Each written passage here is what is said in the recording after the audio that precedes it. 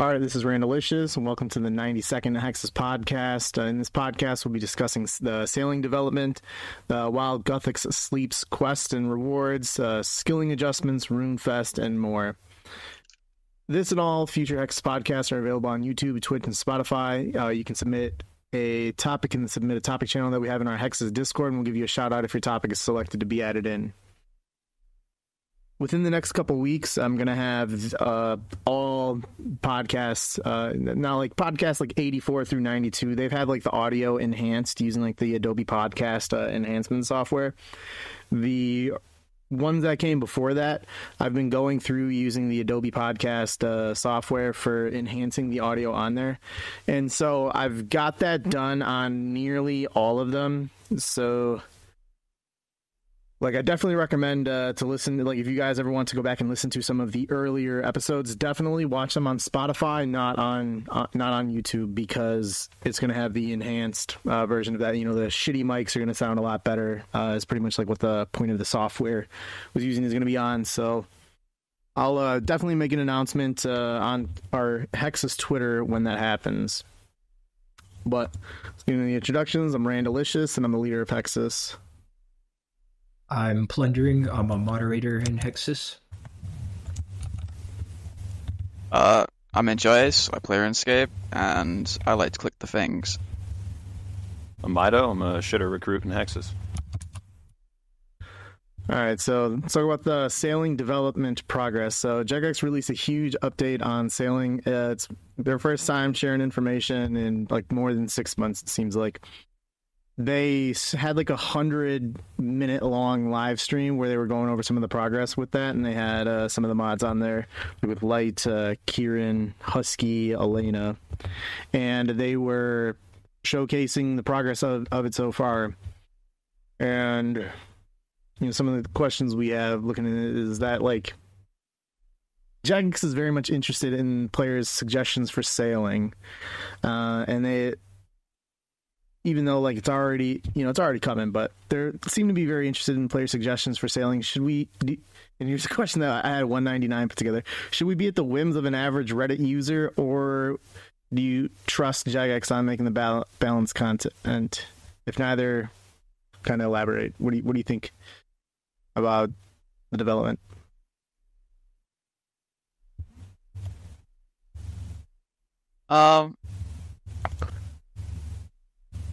I'm not sure whether or not if we're even allowed yet to have a say in the matter. But if this is treated like everything else that we pretty much witnessed in the past, then I'm sure during the public beta stages they'll introduce some minor tweaks here and there. But I doubt that the core idea will be shifted from Jagex's vision for sailing.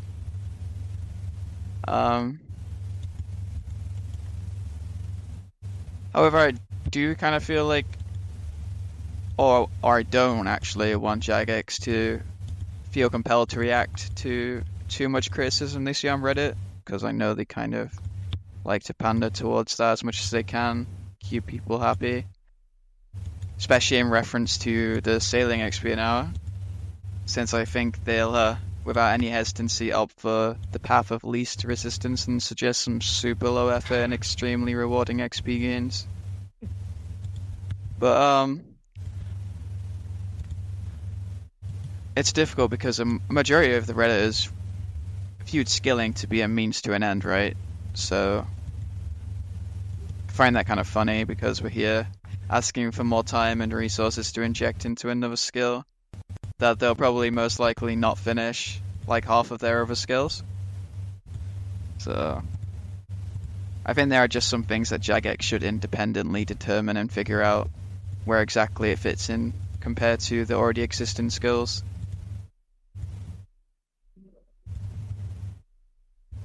So I think a big benefit of sailing being released is there's no precedence for what the XP rates of sailing should be.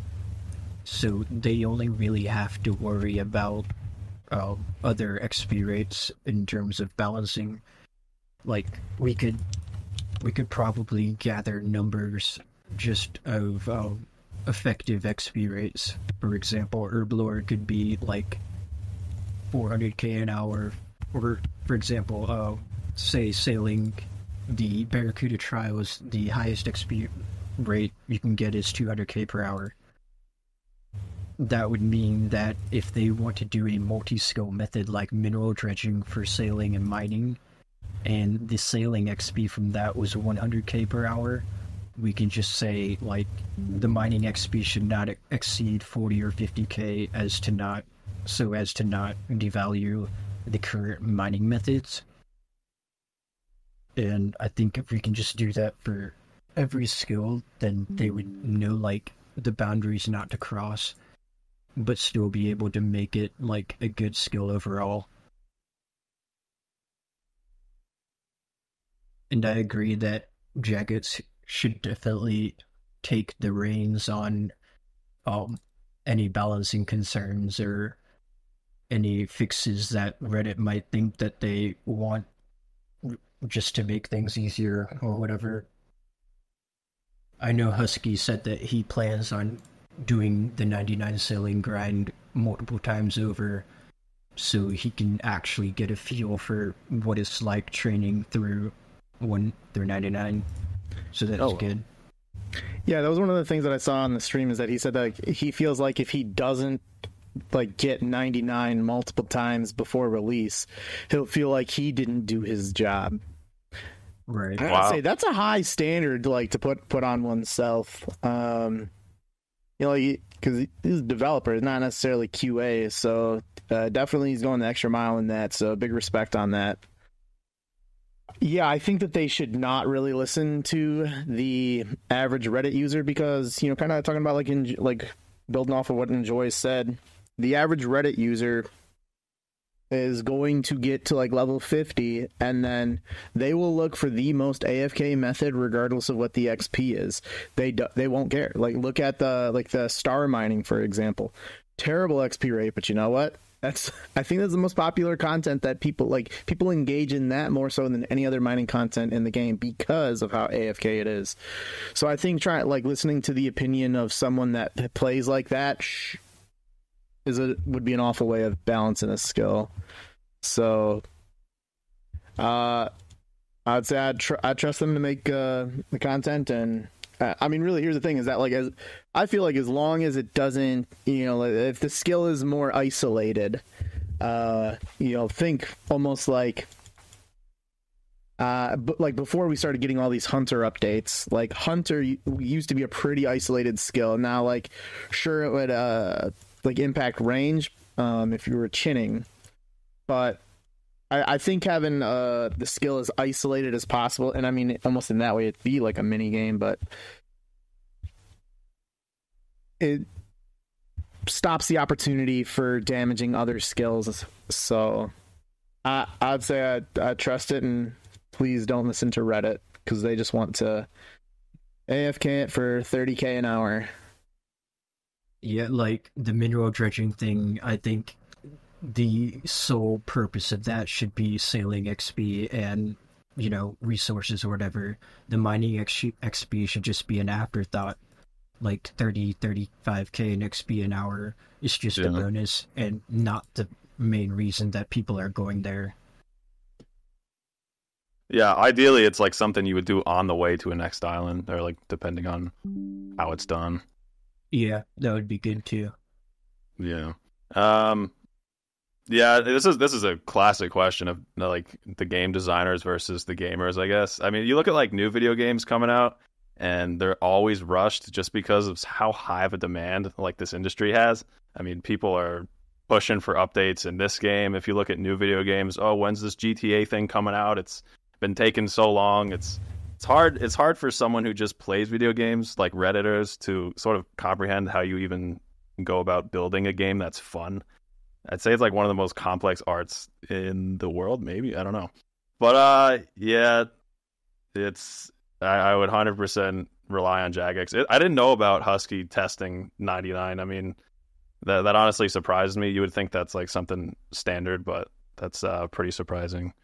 Yeah, Redditors, as far as doing like AFK stuff, like you guys said, like star mining is out of control. It's kind of funny just seeing people at like 95 mining going to 99 through star mining. If you have more than 40 hours of star mining, your input on stars, or I'm sorry, your input on skilling just needs to be revoked. I know. I'm at Granite right now, and a star landed next to me, and this dude's like, "Granite sucks." First thing he says. Okay. Okay, I'll say like if you were mining granite at the quarry and a star came and you were like, all right, I'll go take a piss, then you mine the rock. Okay, I mean that's a little bit different, but I'm talking about these guys. That's what I told him. I said, yeah. I said having shooting star land here is pretty fun because I can just go make breakfast. So yeah, exactly that. So. Yeah, so that's a little bit different, but I'm talking about the prolific ones. Yeah, I mean, everyone knows how it is. The world's freaking. Everyone goes invisible and all that crap. Yeah. All right. So Elena talked about boosting on the ship. Said that other people can be in your ship, but something that they're certainly going to be keeping in mind is preventing the players from boosting. Say I don't know, like a captain preventing the whole crew from boosting the captain. What do you think about the potential for sailing being boostable, and do you want it to be boostable? I think that there is an argument to be made whether or not the XP should be distributed and shared amongst your crew versus having your own individual XP rates completely secluded from the efforts of other players, at least as a main source of XP gained. There's obviously probably going to be minor kind of XP gains here and there that are you can't really avoid, I suppose. But I do just hope that the skill itself doesn't have the option to leech, similar to volcanic mine or something. Well, I don't want that to be a thing where you can just simply stay locked in and you'll get rewarded for doing so. So I do kind of worry when Jagex do take away some of the responsibility from you and allow other people to kind of fill in.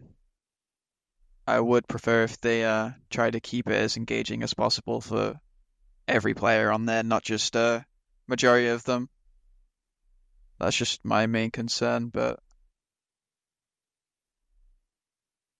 also I feel like if you was basically to just do the minimalistic role and everybody else can kind of chip in and the outcome is basically distributed the same between everybody, which would just be weird in general for that to happen, but I mean, it's very possible. That could probably just influence in-game services, which I don't think would be healthy for the game. Yeah, it's where you'd have essentially runecrafting on a boat in terms of runners, but boosters. Yeah, but a lot less effort. Being I know for runecrafting you are paying a lot and you are getting assisted, but you also are putting in the most work. Yeah, it is certainly a ton of effort. So in comparison, I don't think this would be the same. I feel like this would just be you pay for basically a crew and they'll navigate and repair and do everything that is required, but you will get, the same rewards as everybody else, or maybe even more, depending on the actual roles required. So without really knowing exactly what's going on, it's really hard to give an opinion on this, but that's just kind of what I hope they try to avoid. And I think that's kind of fair. I don't want it just to be a pay to win. Yeah.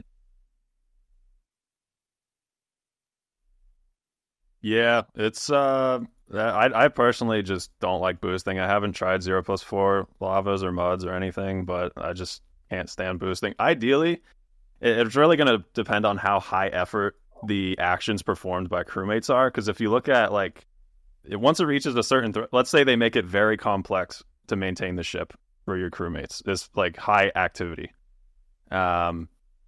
if it's too high activity, it's gonna get into like boosting territory. But if it's too low activity, they could just like people could just use alts or their friends. I think ideally maybe make it like 1 or 2% worse to have other people on your ship than having the NPCs do it. You could say that encourages like solo play versus group play, but like I said, it just reaches a threshold. If you encourage group play enough, it just becomes boosting because you feel like you're missing out by having either a bunch of randoms or your I don't know, clan mates or friends. Yeah. Also, there is the question: will having will the skill level of the players on your boat determine how fast you sail, or like what is the benefit to being a good crew member?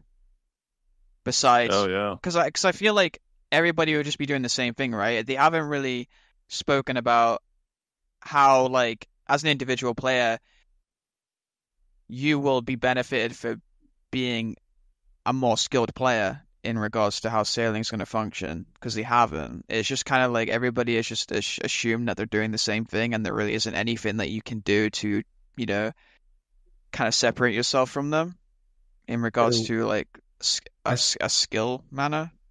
I feel like most of the skill expression is going to be the navigating part. So, how the ship is going to be moving in an arc instead of a straight line. In the demonstration video, they showed that if you click in the wrong spot, like right behind you, then it's just going to stall and take forever to turn around by itself. That wasn't just their engine. Right. No, I think that's intended. So cool. So then navigation is actually going to be, there's going to be a skill ceiling. I think, Androids, when you say skill, do you mean like in-game skill level, or do you think like skill... Oh, well, I guess both matter, right? Your actual level should determine, how well the boat operates, because I think that they're not just going to, only use your sailing level as like a determining factor of how well the boat, operates. There's probably some... there could be like upgrades to the facility so you don't have to trim the sails as often, stuff like that. Yeah. Because it seems like just chores, like maintaining the ship continuing on rather than like proactively benefiting it. It just seems like stuff goes wrong, like the sails start flapping and then you fix them and all that. Yeah, I think it's going to be more like trying to do that while also clicking outside of the boat to navigate that part. Yeah. They did also have concerns about it not applying to the game or like fitting in with the other skills, so I'm sure they're going to try to figure out ways to include other skills as well, so that it kind of like fills in that concern. Yeah, and for the boosting concern, I'm wondering if it would be better if other players just can't help you navigate at all, and that would be for just, boosting would only be getting somebody to an island that they don't have the level for, and that's not really as big of a deal, I don't think, since they're not getting any XP for being transported to that island. Yeah, I still don't even know where they're going to put the XP. Like, the XP comes from like fixing, interacting right? with the facilities, like trimming the sails, and there's going to be other facilities as well. Yeah, I guess if it's like constant... Go ahead. Sorry. I thought that the main XP portion will be gained from arriving to your destination. That's what I would think. But I felt like as soon as you get off the boat and you're at your rooftop lap where you get... Yeah. Okay. Yeah. I thought that would be like very minuscule on the actual ship, because that would just be weird if you were just getting insane XP rates, just like repeating the same process over and over and over again. Like, it's just a continuous amount of XP. Like, Jagex have usually, through the history of all their like minigames and stuff like that, everything is basically wintertime XP at building up to a big XP drop. There is no like the main event isn't actually the rewarding aspect of it. It's more about like where you're going, right? Like the end result. But I mean, it could be wrong. I mean, it could just be completely just secluded and on the boat alone. But kind of feels a little anticlimactic when you end up getting to where you need to be, and it's like, oh well, that's it. Enjoy. Can't wait to fix the sails when I get back. Like, Yeah. Well, maybe the reward is what's on the island. yeah, that'd be Yeah, cool. but like as well, like sailing is a means of transportation, right? So if you're using sailing to get to a place where you need resources or you want to, be involved in some PVM or whatever they have offered, wouldn't that just kind of like enforce you to stay there and avoid training sailing? Like, because you're ultimately just using sailing to get to where you want to go. Right. So wouldn't you just be like going to random places and then just kind of like not engaging with where you're going, but then just like rinse and repeating, like going back and forth to other places? Like, doesn't that just feel weird? Like, you're forcing yourself to constantly be on the sea in a means to gain XP, but like you have zero interest in where you actually need to go. So you're just kind of like in this like weird loop of like this limbo of just sailing non-stop. Yeah. That's kind of like all skills there, kind of reminds me of Yeah. ability. I think it's certainly going to be something difficult to balance out to where it pleases people. In regards to the actual question of like boostable, so yeah, I mean, I think that it's certainly something they have to be pretty considerate about, because now, like, for selfish reasons, I would love if this was boostable, like, even if it's like, and by boostable, I don't mean like leech wise, where like you just have someone leech along. Like, I'm saying like if they made this rune crafting 0+4 on a boat in the water, for selfish reasons, I would love that. I think, it would give me more of a competitive advantage over, the majority of the other people that are, like 200 mil all, or will be by the time it comes out. So like, yeah, but like, because is that a good skill design? Probably not. And I think that, if it's more similar to, and then when I say volcanic mine, I don't mean AFK, I don't mean, I mean like, there are certain roles that people have in trying to make sure that the mine doesn't collapse. Maybe it's going to be like that in terms of making sure your ship doesn't sink, but also like there are ways that you could boost it just a little bit, like with an alt, for example, like how you can boost in VM, get like a little bit more. But I don't know. I think it'd be fine to be boostable, even if it's on the lower end, rather than like something ridiculous like 0+4 rune crafting. If it was more boostable, similar to like volcanic mine in terms of boostability, I think, or even like think of like pyramid plunder. If you're like you and yourself, but you're having your other self do scouting ahead, you're essentially boosting your pyramid plunder. So like that kind of boosting, I think would be fine. But like the rune crafting type boosting, or even if it was like, think like spec transfer type boosting, that kind of boosting, I don't think would really be good for the skill. But agree. Yeah, I agree. all right, moving on.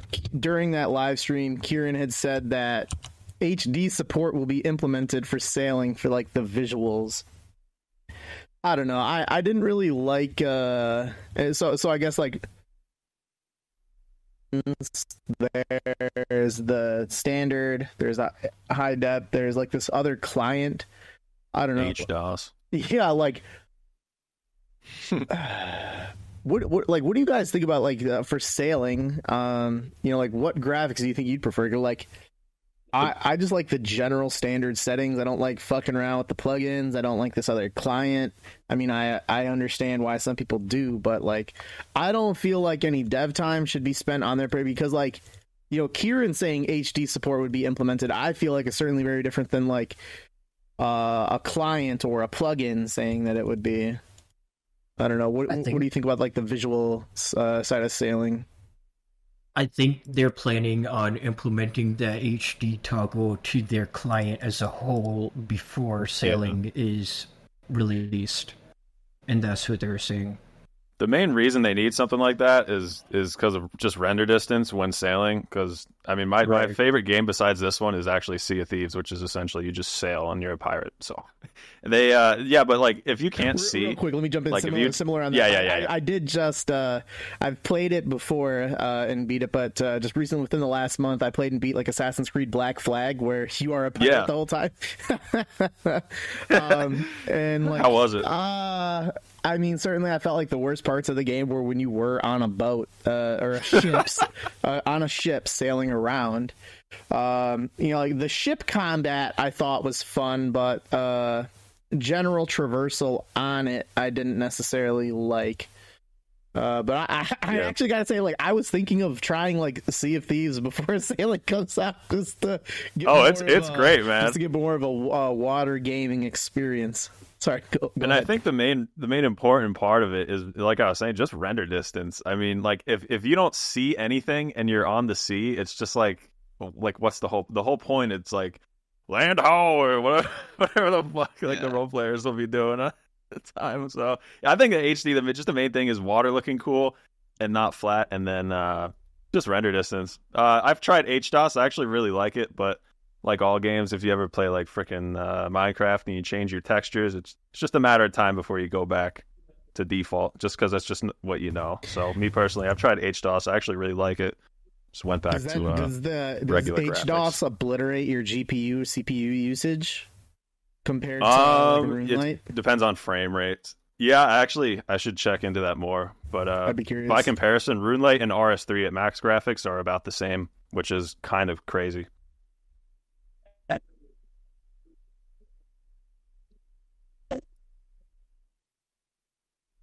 Okay. I guess we can move on to the also. Sorry. Go ahead. My bad. Enjoys. Yeah, go ahead. Enjoys. I do kind of remember actually seeing some of the old school stream briefly during the demo. I think it was, of some of the mechanics involved. I know it wasn't a huge display of what they have, but I mean, like, I think the main concern, and which was under the most scrutiny, was quite simply just how janky it is and how it looks in motion. Like, for example, there is no water separation, right? And there is no visual indicator besides the ship just sliding on the ground. That kind of like implies we're actually going somewhere. Just sliding. So, and the ships are so big as well that it looks awkward as it's sliding across the screen, taking up half the screen size. Exactly. It just kind of looks like a boat's on skates, like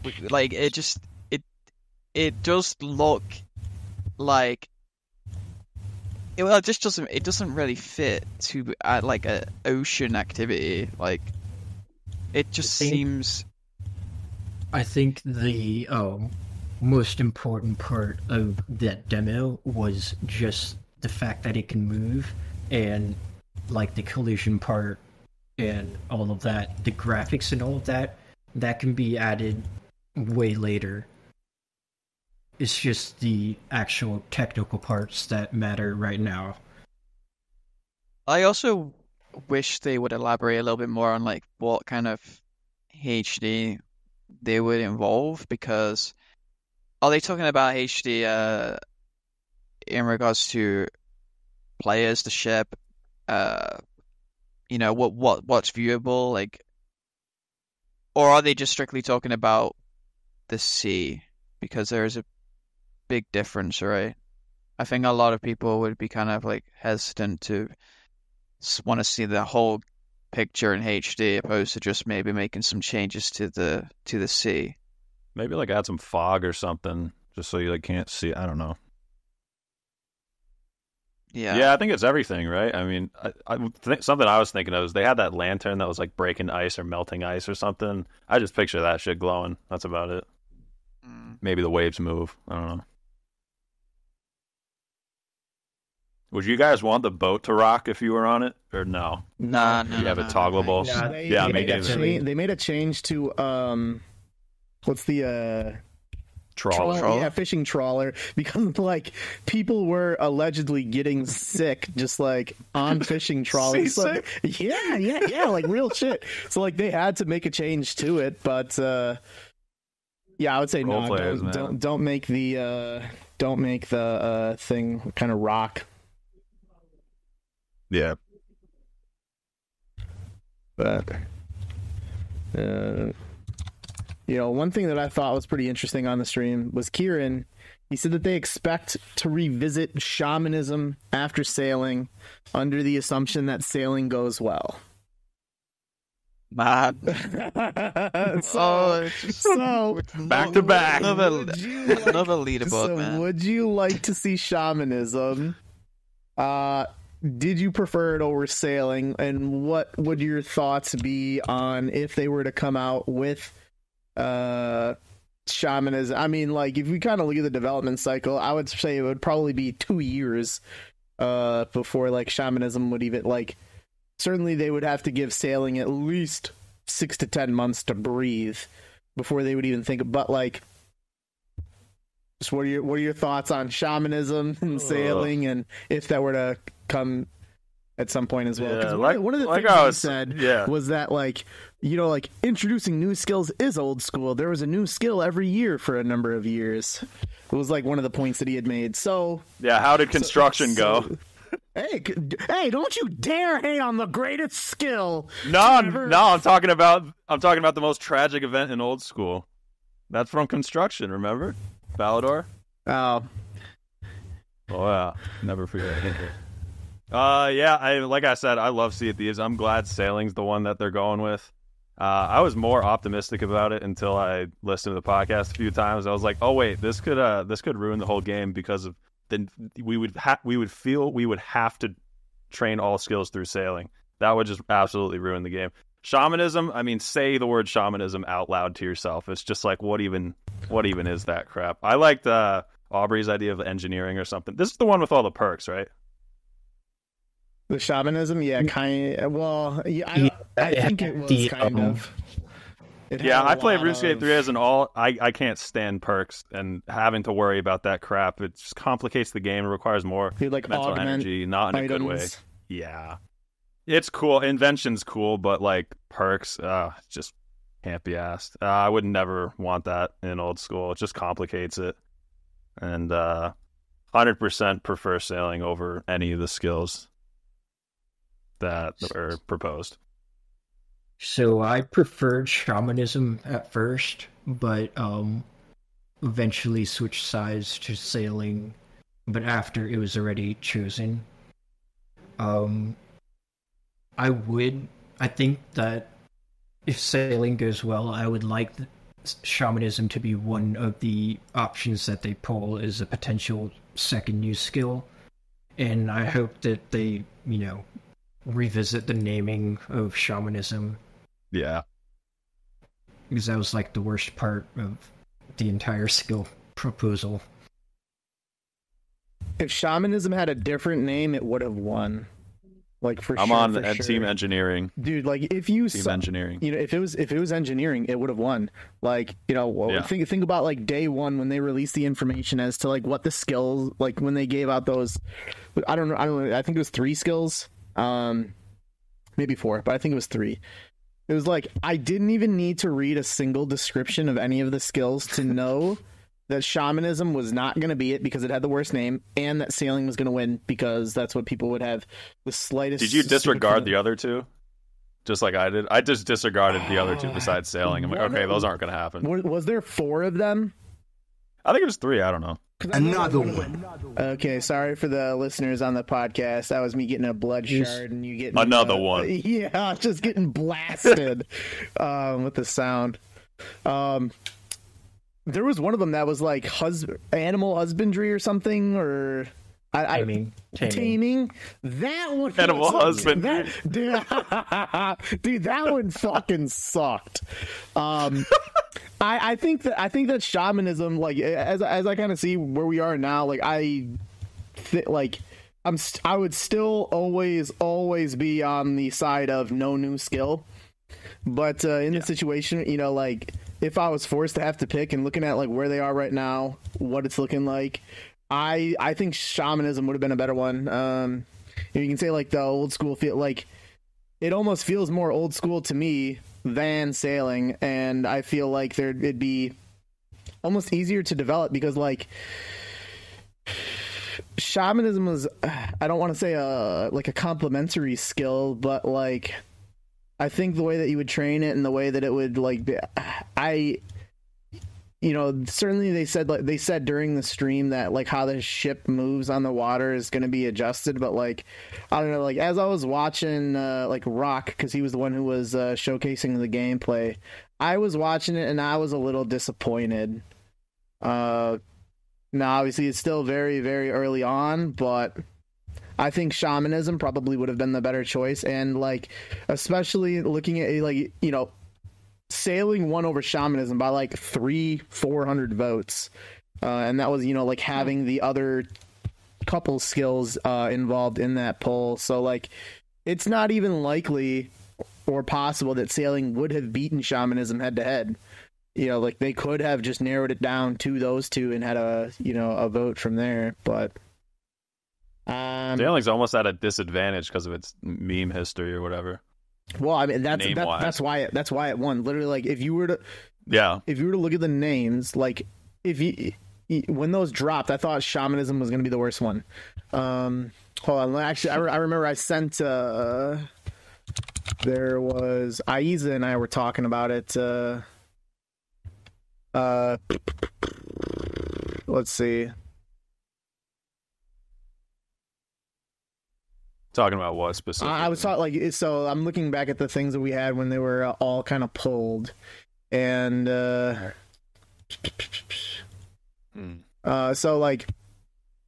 okay, it was only the 3 I think, because I only talked to him a little bit. I said like Shamanism with a different name, even with the exact same design, would get a better reception. Not a fan of taming. I think Follower Escape has really gotten out of hand. And I said that, okay, yeah, so they did only do the 3 skills.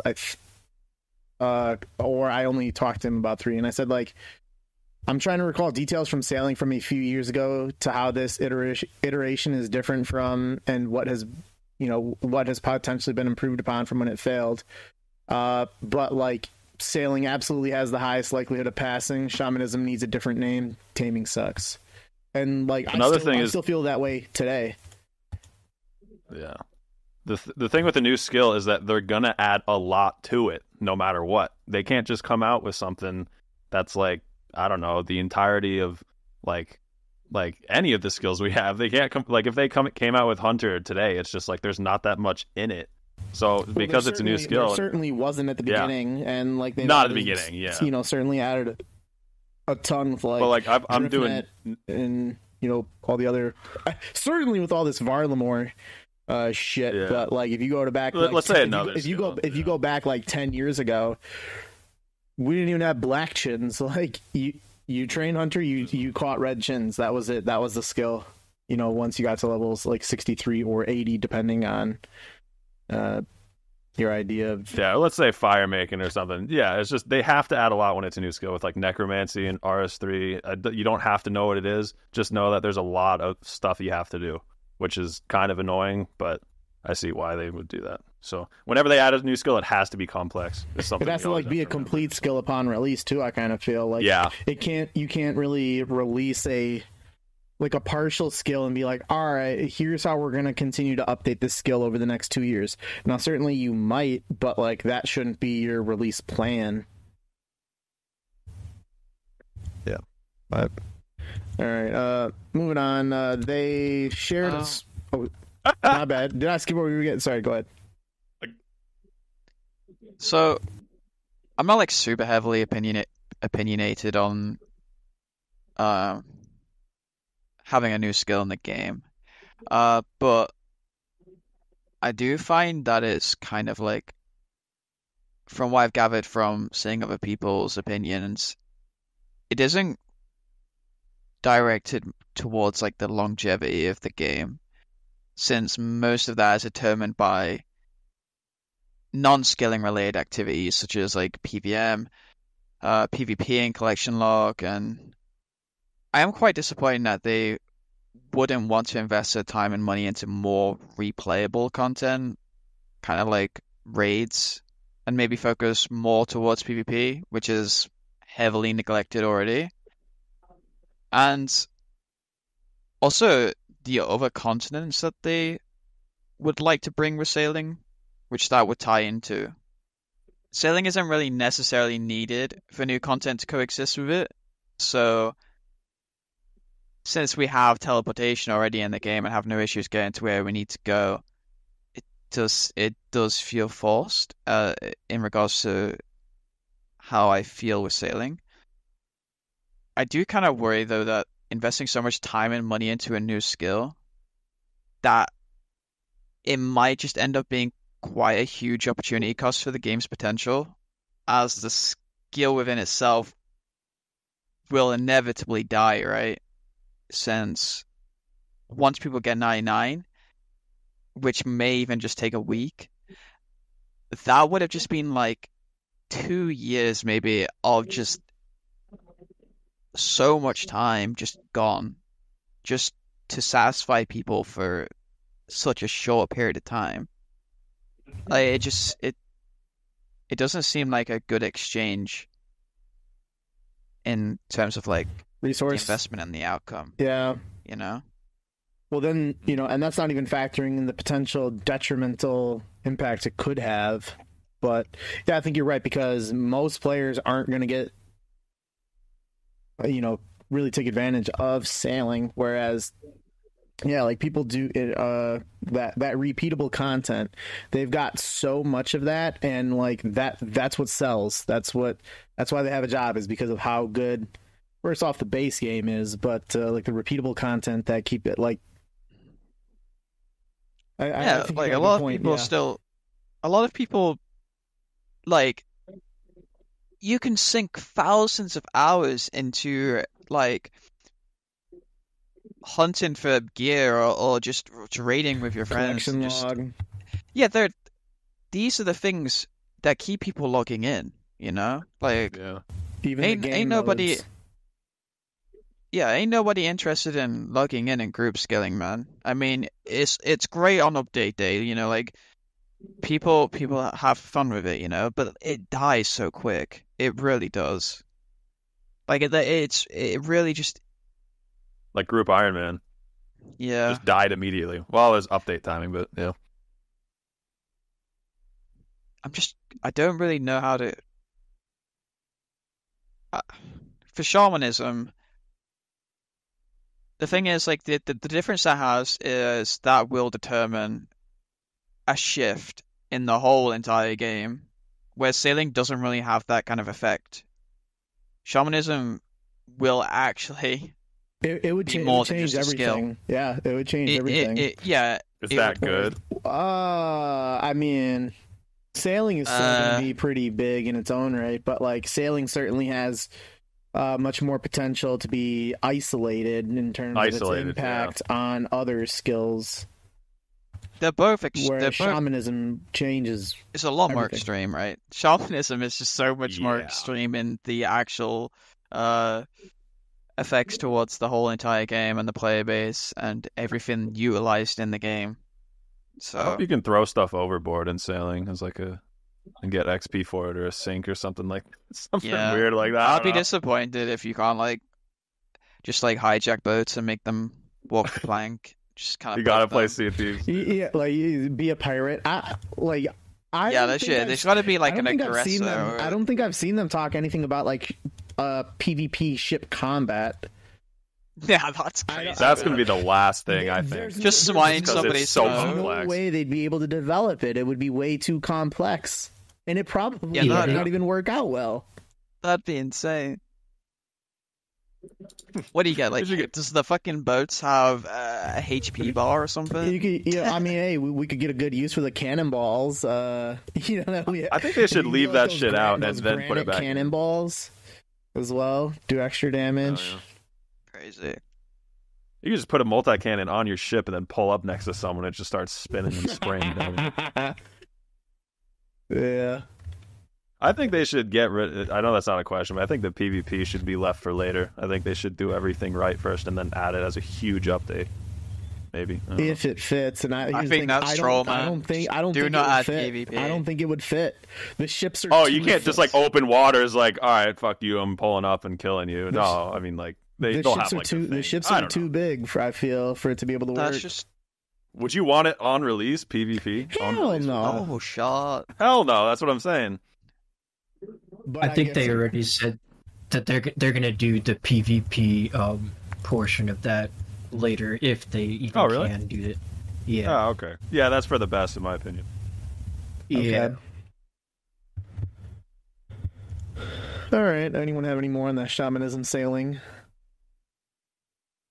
The one thing that I liked about shamanism most was that it was pretty contained. Like, you were gonna have to gather the new resources and then also process those same resources. Yeah. So there was very little worry about it being a viable or super boostable because everything was going to be like untradeable and new. You know? Yeah. Yeah, I think if that had if that was called engineer, is engineering a skill in RS3? Is it's called invention. Invention? Okay. No, that was an Aubrey. If it was called engineering, it would have won. Yeah. All right, but went on. They shared a screenshot, and it showed that they have completed phase 1 of 4 for sailing development, and they kind of showcase what the future phases look like as well. So, like in phase 2, for example, they're going over the like navigation block, the primary gameplay, customization and crew. Phase 3, they've got like the secondary activities. Secondary rewards, player design island, and skill cape icon competition. That's cool. And then phase 4 is just kind of the beta blog and the open beta. So, how are you feeling about the progress so far that they have shared on what you've seen from the stream, other places, or just like on that screenshot showcasing the phases? You know, because they've got. Phase 1 they have listed as the development structure. It's complete. I honest. Go ahead. You can go. You can go. All right. So the structure was the most important and time-consuming part. They had to do a ton of engine work, and they advanced a lot of their engine technology during this phase. So I believe they are thinking that the next 3 phases are going to follow much, much quicker than this past phase. What do you think about what they've done so far? I think, well, we haven't gotten to get our hands on it yet, but as long as the navigation part feels smooth and just feels good, then yeah, I think that's just the most important part. If that doesn't feel good, then none of it will.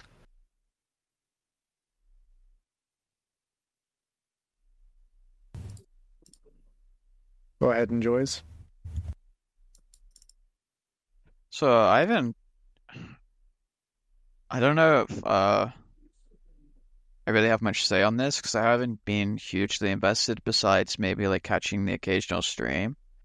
But I am just basically at this point waiting to see more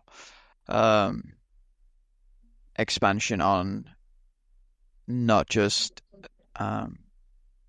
the core mechanics. Like I really do hope to eventually see more of the multi-skilling aspects of how it's gonna be incorporated, like the Barracuda trials. They call those like the tertiary methods. Yeah. So yeah, but like even just like some like I don't know, some visual representation or maybe a discussion about like what's involved, or like just more information would be nice. But I guess right now they probably are tunnel visioning, just trying to get everything to work, you know. But Yeah. I do hope to hear more about the actual content, not just And what it's the going to do. Barracuda Trials thing is going to be like a fast-paced navigation thing. So this part of the navigation thing is very, very important. So then they can eventually show off the Barracuda Trials, and that's supposed to be the best experience as well. So Yeah, Plundering. That's also what I'm looking forward to most, to see how fun that is. Now that you mentioned navigation, that almost sounds like possibly the most fun part about it is the actual sailing itself. I've been more focused on like doing deliveries or dredging or something like that. But if it's navigation oriented, I feel like that would be true. If I'm not driving one play. Yeah, like Barracuda Trials, it feels like agility, but you're racing other people. Oh yeah. Just navigating throughout like obstacles and stuff. And that sounds fun. Surely we'll be able to come into contact with other players, right? On day one, I just imagine like 17 million huge ass ships all in one area. It's just like clipping into each other. That's not possible, though, right? I know. They just talked about it, and like I feel like that when you're on a ship, it should like your surroundings should just be instanced. I don't like the ships are too big. What are you gonna do? Like, I mean, ships would either be crashing if you would, or like you would just be clipping over it, and due to the size of it, it would look bad. So like, I don't think you should be able to see other ships when you're out at sea personally, just because I feel like it would look garbage. You'd also have a lot of frame loss too. Oh yeah. Yeah. Just from the huge cluster of just everything going on, like the area would be, unobservable. It would just be I think everything's so close together. I think that was actually a part of the HD update that they want to solve. Yeah, that makes sense. There's so many people though. It's gonna be. I can't even visualize it, man. Like, see, there's a 6 players per server, like only 6 boats on this huge equivalent of RuneScape map, and then it's like I just picture like how many people do you think are gonna be on someone else's boat? I mean, on day of release, I feel like everyone's gonna run to the dock and get their own boat. Everyone's in their own boat, and then it's gonna be individualized players. I mean, to be fair, there is a lot of like. Just sea areas in the map. However, like I don't think it's anywhere near big enough to have enough people to occupy it. And they're gonna be hotspots regardless. I think what they said. So, like, if you go to a draw party, then you'll see just 3 stacks of people or something like that instead of the entire area. I think just everyone's pets. Yeah, and I think they're gonna do something like that. So then it only renders a max limit of NPCs or objects, and then just not display the rest of them. I'm glad they're trying it. Surely there's also going to be like a failing aspect of sailing, right? Yeah, it's not just going to be 100% success rate. I'd be interested to see. It would be great if you fuck up so much that your ship just sinks. Yeah, but like, does that count as a player, like a death, or does that just basically like take you back to the type of death? Yeah. So I believe would that result in like they've said that a ship capsizing or just dying for some reason or getting stuck, that won't count as a death. But it's like trawler, maybe you swim to shore. And if something were to board your ship and then like actually fight you, and then you died, then that would count as a death. They do have like some thought about what will and will not count as a death for that kind of stuff. I think it'd be pretty fucked up if they made it to where like if you train it counted as a death, because like there'd probably be a lot of because their approach to it would probably be like, how many hardcores are going to die day 1, week 1, and then they lose their hardcore status. So like from a not pissing off your customer base, I would see that as being a smart idea. Yeah, just swim to shore once it sinks. I feel like black screen. I mean, you could make it you could make it to where you lose HP from it. But... yeah, drain stats maybe from swimming. I don't know. Yeah. But... all right. Moving on then. On the stream they had, one reason they said sailing is taking so long, 199, is that Jagex wants to make it like sailing mobile compatible on launch. So, question, like, would you want a release date moved closer and make it to where it's not compatible at all on mobile at the start, or like, do you think it's important to be able to play on mobile upon release? So I think it is very important to be able to at least play, but it doesn't need to be super smooth and all worked out. So then it's, a smooth experience, but just get the framework so that they're actually able to play. Because I think that's a fair middle ground. Yeah. I also feel like they should always hold off on these kind of things, because they do matter. And if we're talking about, the competitive race to fill up the leaderboards, or just trying to race your friends at 99, ideally you should have the option to utilize your phone, since it already exists, and RuneScape Mobile is a very well established part of the game now. So it would just make no sense to offer people the availability to play in game but not on the phone, like on a desktop. Also, a lot of people are restricted to most of their playing time being on the mobile, so I feel like it kind of like negates.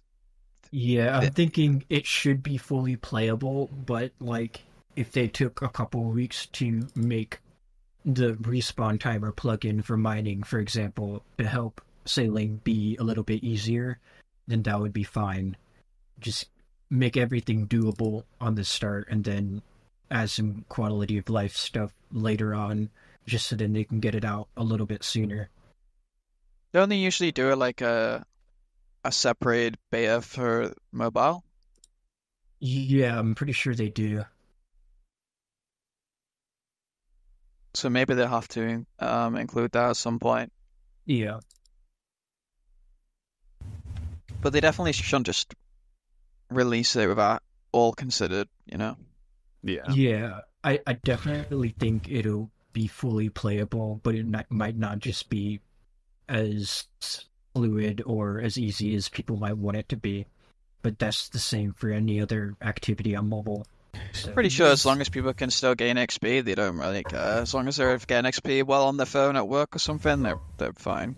No one cares about graphics. Does the RS3 mobile app, did that ever come out? It's very good. Yeah, I actually play on my alt and main just by switching the apps. Okay, so how many skills has RS3 come out with since the mobile app has been the RS3 mobile app has been a thing? Like, has this been something that any? Two. Oh, okay.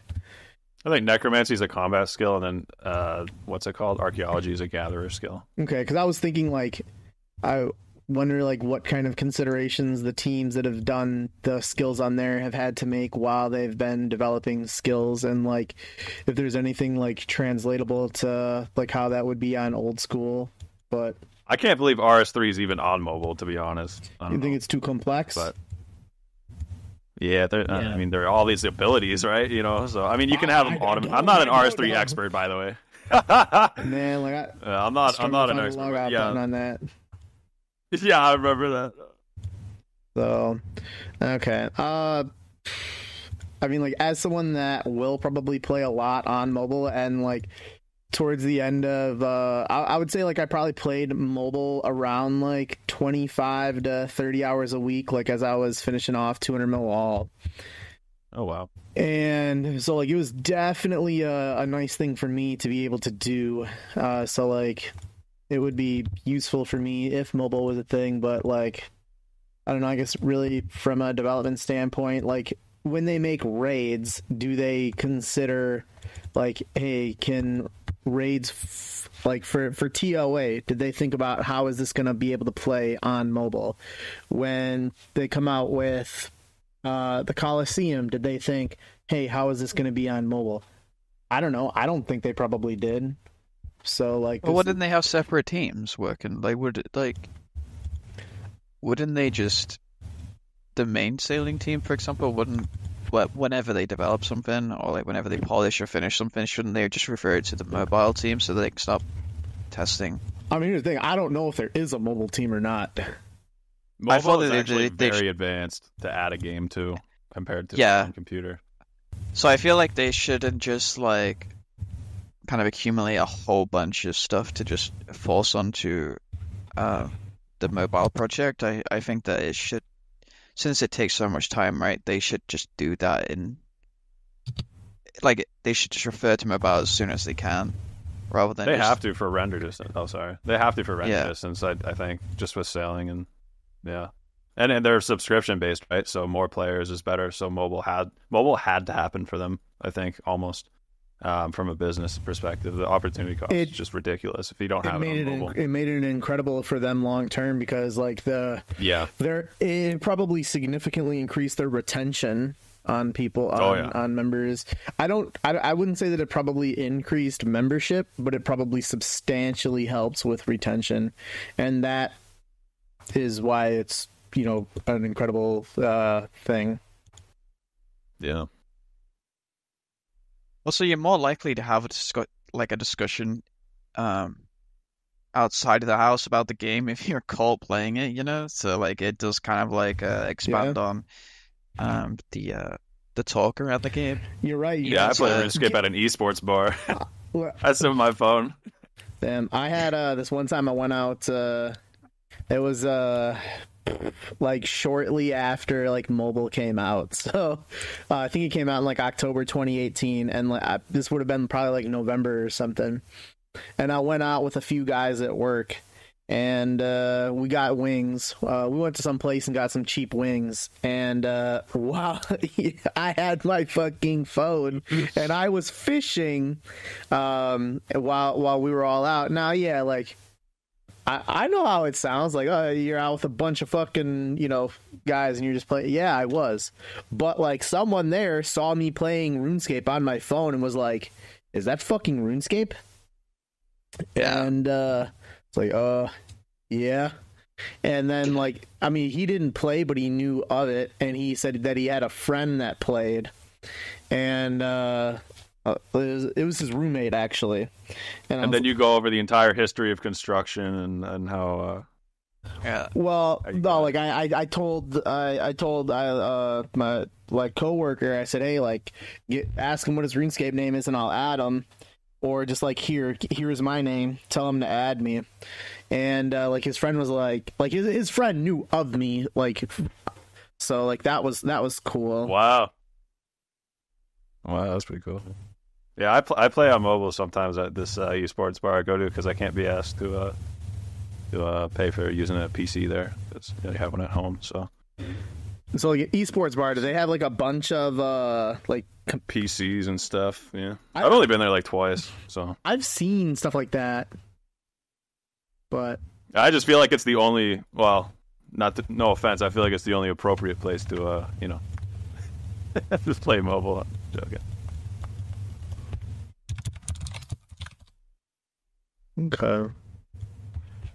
All right, well, so that's kind of it on the sailing portion. We'll move on to some of the minigame tweaks, skilling adjustments, and more posts that they had. So one of the things that happened over the last couple weeks was Fever Spiders were buffed substantially, and they were like nearly 2 mil GP an hour, turning them into a powerful, risk-free AFK, and it was AFK, moneymaker.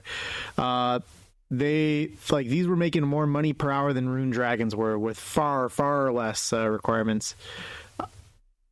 After the week, Jagex actually nerfed these, and they no longer have like that buff drop table. So, what do you think about this oversight of buffing them from like 20k an hour to 2 mil an hour? And are you surprised that they ended up nerfing it as well? Do they just like fucking wake up and just say, you know what needs a buff today? Fever spiders and Stronghold of Security. Is there a I must be missing something. Does anyone know why they did this? Too many cooks in the kitchen. Oh, this dude was killing fever spiders and free to. Aren't they a free to play? Obviously, the drops are free to play. No, they're not. No, they're like. Am I thinking of Stronghold of Security? Yeah, the fever spiders are like if you the quest where you get like the holy wrench. Oh, like, I'm sorry. I'm thinking of Stronghold Security. Oh, okay. Yeah, that's kind of weird. Yeah, I don't. That's fun. I can't believe it's a monster that doesn't hit. Yeah. Yeah, that's a. I just don't know why. It's obviously it's an oversight, but if there's intentionality behind it, you know what I mean? Like, oh, we wanted to do this for this reason. It's like, oh, I see. That's still stupid, but I sort of see. But that idea was just purely a means to just shovel GP into Ironman's pockets.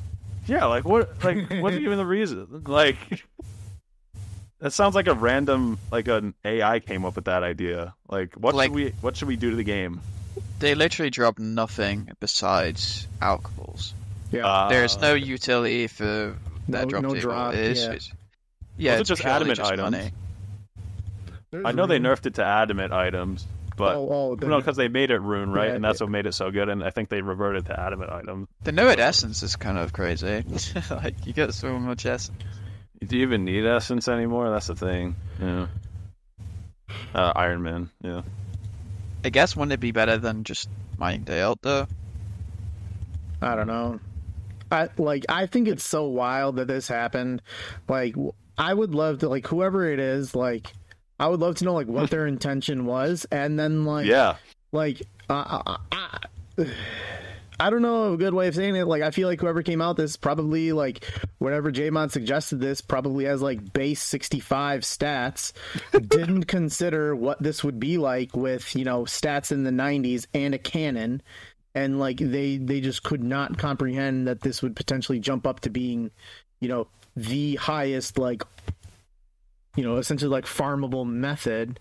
I mean, it's, do they disease such a massive oversight that, like, this was very, very bizarre. Came out of nowhere. No one asked for it. And am I surprised that they nerfed it? I gotta say, I kind of am. Because now, like, here's if their drop table wasn't all alchables with like a guaranteed set price of what that was gonna be, I think they may have just left it to the point to where like the drop table would eventually, like the GP per hour would eventually like wither down to whatever. But I don't know. I'm kind of surprised because like they come out with a buff. I mean, that's essentially what it is. It's a buff that they buffed too much and they decided to nerf a buff. So I feel like I'm a little surprised by the nerf, just as much as I am the. Sorry. No, I'm good. I think we're kind of just kind of like going a little bit overboard on our reaction. Another one. What is this though? Like, what even is it? Like fever spiders? Like. Yeah. It's not even like AFK though. Like that's just the sheer amount of picking items up off the ground to make it worthwhile is ridiculous. So like even if you go there with the intention to make money, you're probably taking more effort than most places in the game that make the same amount of money, just from the amount of alching and clicking you are doing. Yeah, true. It isn't AFK at all. I mean, yeah, maybe it could be an AFK way to train, but like. Yeah. Ain't no one trying to pick up like 300 items an hour. You know, that shit is tedious. So I don't even know why people are like going crazy about it being too overpowered, because to me it doesn't seem that overpowered, but that's just my opinion. Okay. I mean, it's easy money for early game, right? If you don't think that it needs nerfs, like what other money makers do you think would potentially need nerfing? I don't know. I don't think there's anything too excessive at this current point. I think most of the GP outcomes are kind of, you know, balanced in terms of the effort. I heard Coliseum was like 25-30 mil an hour. Is it still like that? Nah, not even close. Maybe like 10, Oh 12. damn! How many of those kills It's- do you have now?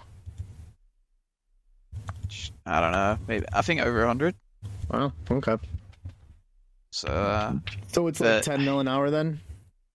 I mean, even to get to that point, where you It takes a can long time to get consist- good. well to farm money from there. If you're there and you're making consistent money, you've probably sacrificed a lot of that money just getting to that point by being good enough to do it. So like, it's not like you're getting much out of it. You're just basically whatever you get back is basically just repaying for your deaths anyway. So And it's hard, more or less, right? yeah, It's it's a hard. lot harder than the already existing ways of making money in the game. So Yeah. I do think Chambers, however, is it's kind of sad that become very like one of the most like slept on raids for GP. I'm looking at the like on the on the wiki, and Money it's making guides. Yeah. yeah, like dude, it has that at well, god damn, It's like 13, no? no, 14, 13? it says 8.9 mil an hour, assuming 2.8 raids completed per. Oh, Chambers, sorry. Oh yeah. But yeah. Is that's even including the Elder Mall price changes too, or is that like all prices? It's all yeah, automatic. Yeah, it gets updated. Like it assumes Yeah, that you get like 460k an hour from the Elder Mall. That's challenge mode, right? Or regular? That's just regular. Let me see. Is there a 2.8 per hour is it's quite a lot for your average player, but Oh no. Like that's the amount of kills per hour. yeah, like 20-minute Oh, raids basically. Yeah, pretty much. I mean, I think actually yeah, that's probably average for normal cocks. like with The new stuff, yeah. yeah. I mean, I would love to be able to get good at doing raids, and I would love to start raiding. Same. Yeah, same. But I feel like I would just drag down motherfuckers, and I like would prefer. That is an improvement though. I remember last time I looked, Chambers was like 4 mil an hour. I've seen it. like, I've seen it. I've seen it under 4. Yeah. Yeah, maybe even like 3, high 3, low 3. Let's see. Yeah, I mean, like they have the Tebow accounting for 5.2 mil per hour. So like, even if you don't get a Tebow, you're still projected to average like. Okay, I mean, I guess I'm looking at the output, like the money that you gain. So like, there's still like over 4 mil an hour in terms of like what you're getting from Chambers, not including the Tebow. So that's pretty fucking good. Let's see. Also, a lot of TOB's people up to like 9.5 Yeah.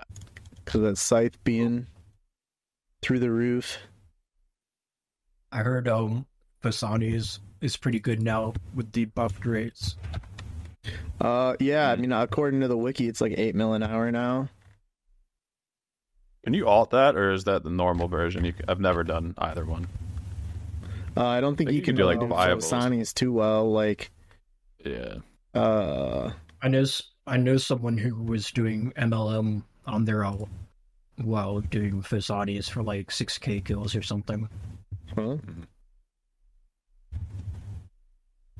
What? I think everything's in a good spot, money making wise. I hate money making, but yeah. I'm trying RS3 as a last resort. I've got the rune drags. I don't know. Yeah, I guess Not like too much user. looking at a lot of the stuff, like, 'cause, I mean, I feel like a lot of items have like gone up in price in the last like 6 months, so like that has then as a result like buffed the GP per hour from most bossing things. Like I remember looking at some of, well, actually I think Vorkath. Let me just look at what Vorkath is real quick, because I think that one might be in the shitter. Yeah, so like Vorkath is like 2.5 mil an hour, and that's like real efficiently. So like a shitter like me is probably not even sniffing 2 mil an hour on that. Warcraft has seen too many void bots, man. Yeah, so 40k kills. Yeah, so like It's actually if insane how many. if anything, like Vorkath needs to actually like be monitored for the bot accounts, and like that should be buffed. Like that should be like at least like 4.5 mil an hour. That's what I was doing on my alt, and then I just see this guy named Vorkath Killer with an R, just like the freaking quest in Mortania, and the he's cow just killer? has 40,000 killed. Yeah, Cow Killer 1337, and then this dude's named Vorkath Killer, and he's a bot, and he has like 50k kills. It's just like, what is even happening?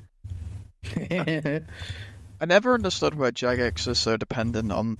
Well, I don't know if they're like too dependent on it, but like, I swear that the reporting players that you come across at Zora and Volcath and other farmable bosses just really does close to nothing, right? Because they would just continue. I mean, obviously, evidently, I mean, the leaderboards hasn't really seen many removed players with high KCs that They clearly certainly are not looking. spotting. Like, I feel like you could just look at the highest scores and be like, all right, you know, maybe, because like this is a topic that we had like either last podcast or the podcast before. It was like talking about like the Zulcano bots. It was like probably 20 out of the top 25 you can safely assume are bots. Yeah, All it like, oh takes wow, is you have one. level 1 rune crafting, and you're killing fucking Like, I 50K feel like more they damage. should be. I feel like there should be like a devoted member of the cheat team that will strictly focus on monitoring areas in game. Yeah. They you could just go to Volcath and just hop through the worlds. That's what I was You could gonna say. and you could do so much for the economy just by just Existing. an hour of scouting. You know, Yeah. just an hour of chilling at Volcath and just hopping through the worlds. You could just do so much for the game by just doing investigations on people that are suspicious, rather than just waiting on relying on people to report, which most people don't. Or let like player moderators have like a little better of a report, like weight to it or something. I don't know.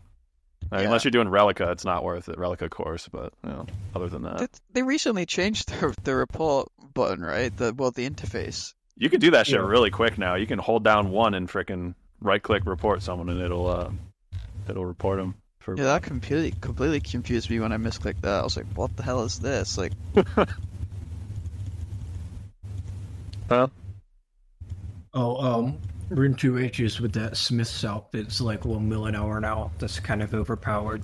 that's what I was doing. Yeah, 1 mil. The 1 mil is Wow. not overpowered. I you have to don't think. you have to Like, sell the- to players though, and I that's mean, really Rune hard. 2H to do. is Like, I mean, like, really, the only way anyone can even make money in this game now is PVMing. Like, Yeah.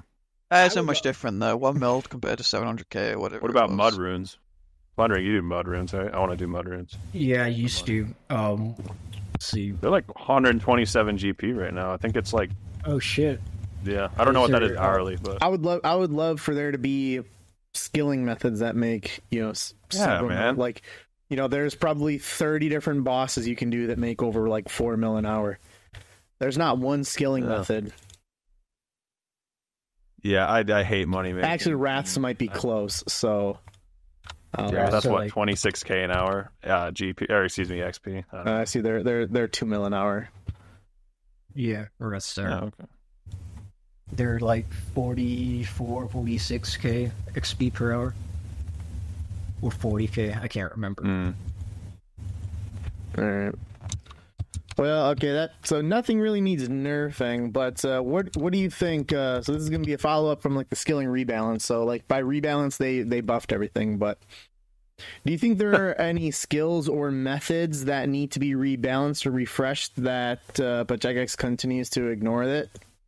Like, what would you like to Yeah. see? It's hard to say. Like, first thing that comes to mind for me is like smithing, but I don't want a smithing rework, so it's like really hard to like find the balance of something that's kind of just weird or like shouldn't be in the game. Like, I don't. In my opinion, I think the blast furnace breaking down or it's not even predictable. It's random. It's kind of. I know it's part of the skill, but in my opinion, I just think it's kind of silly. I would say smithing, but I don't want like a smithing rework. It's just hard to say. Yeah, I'd say smithing or fletching. But like I said, what are you going to do if you rework fletching? Like, even if you come out with a 500k per hour method, it's like you just buy darts. I don't know. So it's hard to say because I don't want something reworked, but rebalanced possibly. I don't know. Get rid of that smithing thing, to be honest, in my opinion. I think it would be cool if they made buffs to rune crafting to where like rune crafting was more profitable. You know, Yes. like years ago, and by years I mean like early in the game, like the first couple years of release, like that was almost like that was the backbone of money making for accounts. And it's my favorite method, Abyss RC, and it's gone. It's a real good method. I mean, hell, even like astral rune crafting was good. These wraths, like I would just like for rune crafting to be able to be like a good method that people would look at for money making. Well, like now the only thing that makes money while skilling is agility. And that's going away soon. The rings are dropping because of the run energy, maybe. I know. I see Rhino get one every freaking day. It's just lower and lower each day. Yeah, I mean that's like still almost like 2 mil an hour, though. I think with the current prices. Yeah. Vires is pretty crazy. I think it's like 3 mil. I know that's like. Oh no, Vires are really Vires are really bad. People shouldn't pickpocket them. They shouldn't kill them. It's not worth anybody's time or effort at all. I checked yesterday. It was on the top. It was like top 3 money makers skilling. Doesn't mean it's good, but right.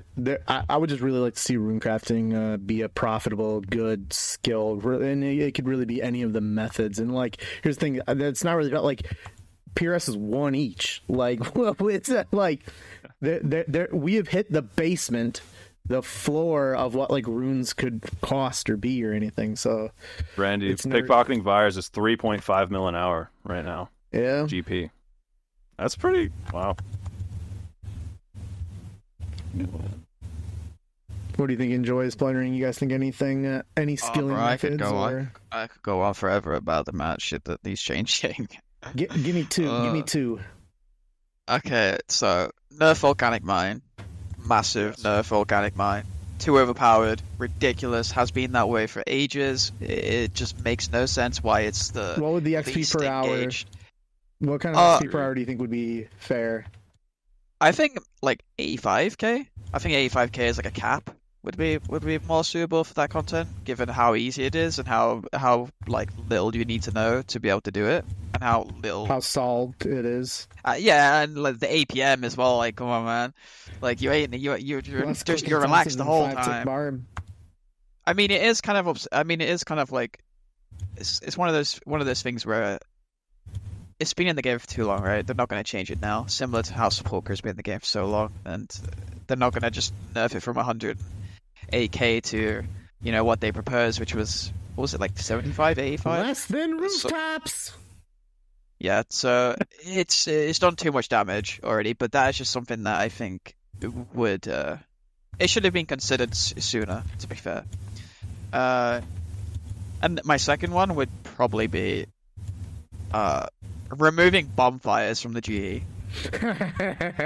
Because like that has like ruined your chances at just mindlessly skilling at the GE. That's obviously your go-to spot for line fire making, right? Or fire once, or multi-skilling for fire making in general. But you could just be sabotaged, you know, by other players, which just it makes no sense why they would allow that. I haven't thought about it like that. That's a great suggestion there. Yeah, Jagex know that the G is like the most popular place of fire making. No one just lines anywhere else in the game. The casuals think Varrock is the best, and when I ask people, they always do the Varrock. That's crazy. Like Varrock fire making is like, come on, man. Like they do the teletab and then go all the way to the West Bank and then teletab again. There just should be areas where it's just kind of, you know, whether considered skilling activities to take place for fire making. It'd be pretty easy for the fire making phone for them to just stop that from being the case. Like there's I don't think they allow flowers to get planted at the GE, do they? No, I think they removed that. Yeah, so like you could. I think that was their like use the same code, use it for bonfires. Yeah, because like it just makes no sense that I think they can even just use your like all they have to do is basically add a log to your fire, right? I don't even think it has to be their own fire. And it'll that fire will then last like for minutes. They can literally just, and most people do it to grief you. Like a lot of them would just make a bonfire, and they just like there have been times where I've been fire making and they'll make a bonfire and then just not interact with it. They just made it on purpose just so that because they didn't like seeing another person skilling while they weren't doing anything. Yeah. People are so aggressive if you have a max cape on and you're skilling. It's just Yeah, like, they're what are you intimidated fucking by you. doing They're like, with your oh, life? this I know. guy actually is doing what I need to do, but I'm just too lazy, so let's just try to sabotage him, you know? Standard. So how about, yeah, so that's something that I do. It's such a minor change, but it makes such a big difference to people that actually want to fire make at the G. Like, I'm sure everybody that's fire make to the G recently has experienced the ragging, so... also, I think they should just remove forestry's existence. That'd be nice. Yeah. Just completely just accept that, you know, it wasn't the best idea, you know? Keep the Get rid of trees. it. What do you think about the trees, like social chopping? It removes us. I don't. No thanks. No one would cutting. If you're AFKing at a tree and you're typing, you're unhinged. You know, like what? Like that is insane. Like nobody is. I can't imagine how boring it would be to just AFK a tree, and your only motivation for doing that is communication with other players, which rarely ever happens, and it's never usually a good interaction you have with another player. It's usually, yeah, I mean, it's usually just shit talking. So, True. Also, I'm pretty sure if you just go to the most popular places for woodcutting, I guarantee you could be there for like an hour. Yeah, you can be there for a long period of time, and you won't see your public chat flash once. So I think the argument about like, oh, people woodcut to AFK. Yeah, like quite literally. So it just... more so just like the not even like the social. I know I said social aspect, but I'm more like something I think is all right is like that you can both chop the same tree and it doesn't hurt either one of you to be doing so. I think that's more so, in my opinion, that's something that's a good benefit of that, but it ruins a lot of things. They should also consider fixing the respawn timers for teak trees. That'd be nice. I mean, obviously it's only like it only really caters to, you know, the efficient woodcutting nerds, but like they definitely did kind of ruin 1.5 ticks like authenticity in that regard, because now the respawn's just random, whereas you had like kind of like an element of control over them before. Now they're just random, and that kind of sucks. Yeah, those should be instanced anyways because they're your trees. Yeah, the player farmed redwood. It's like, why are there other people chopping the redwood that I planted? It just doesn't make any sense. Yeah, I was confused by that. Like, you can see other people up there. I mean, I'm pretty sure when there's the police, it doesn't interfere with yours, but it's just kind of weird that they added that. Yeah. But yeah, it's just a faster teleport. Specifically Teaks, though, like, I don't understand how they changed the code for that. Like, because I'm pretty sure they basically they removed like farming patch trees to be kind of interfered with from forestry. So I don't understand how they try to avoid touching that, and then somehow they broke it.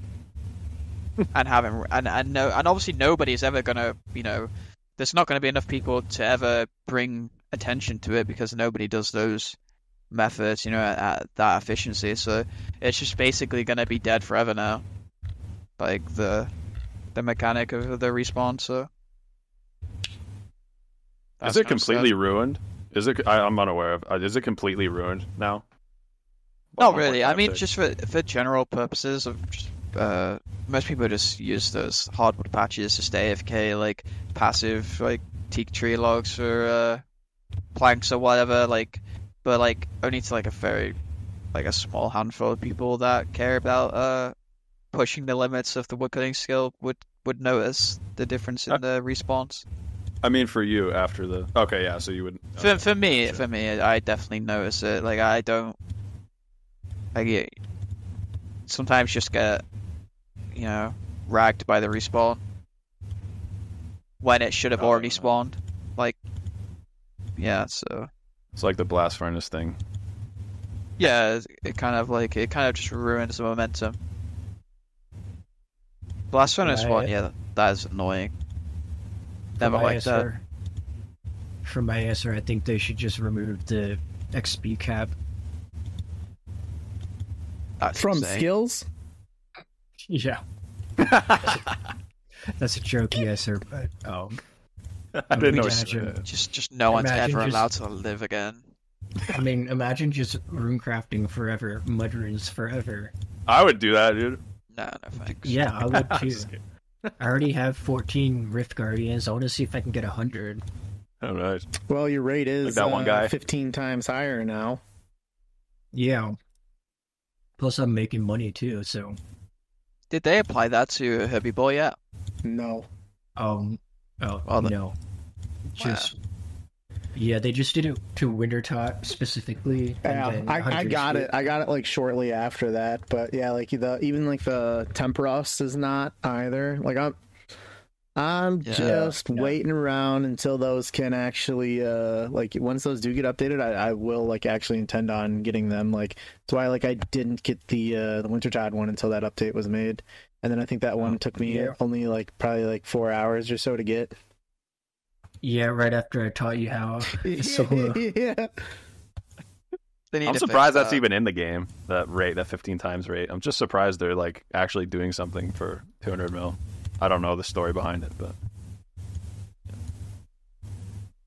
They should definitely do that with all these like skill or these mini games that like you train to, like Guardians of the Rift, Temperos, Herbivore.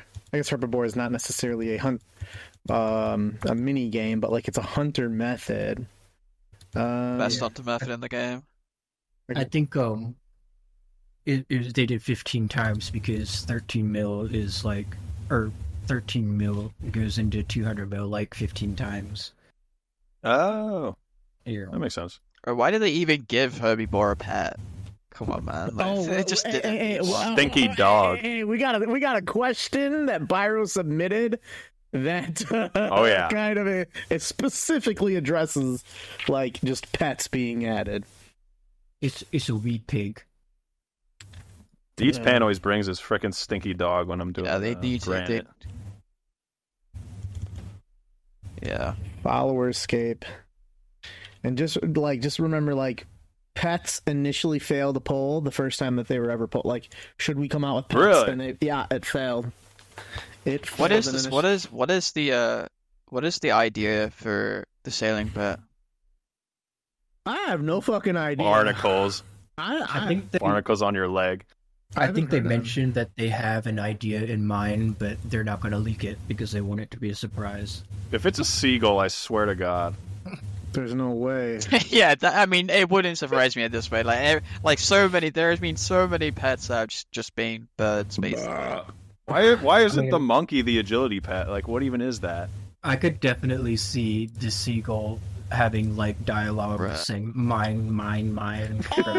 Oh, you just gave them the idea if they didn't. Well, I mean, have you seen the foxes dialogue? No, No. no.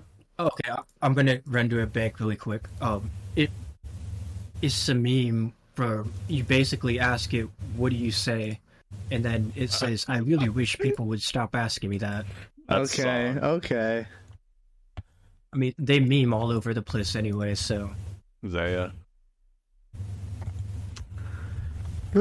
yeah, I'll take a screenshot, All right. send it in the Discord. So that's good.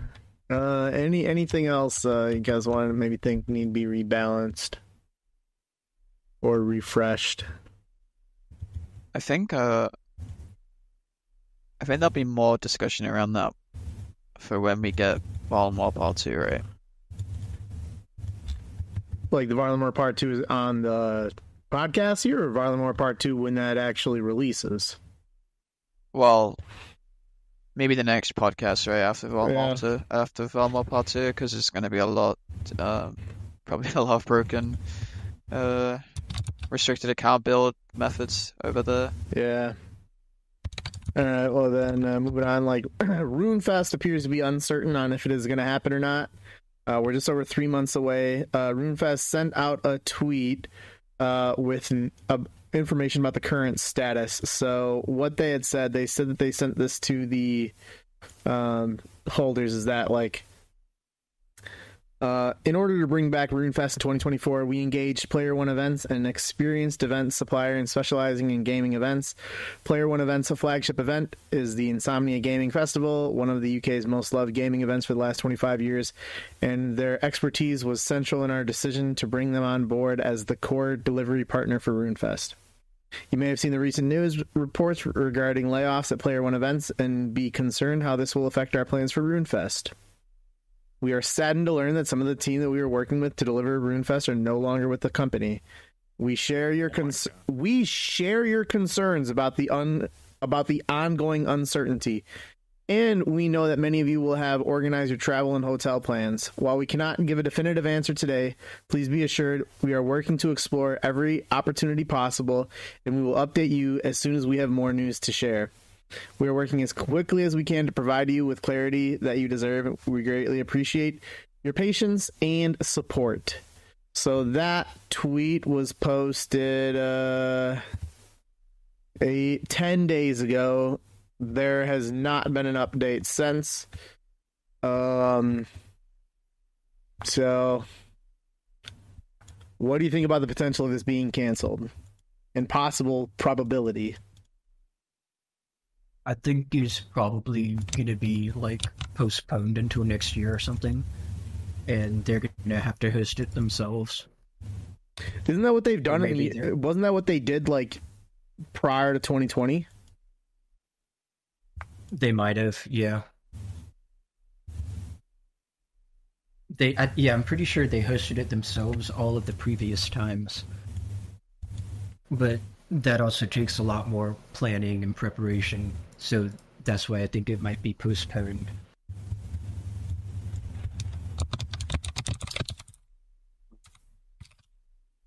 What do you think, Joyce?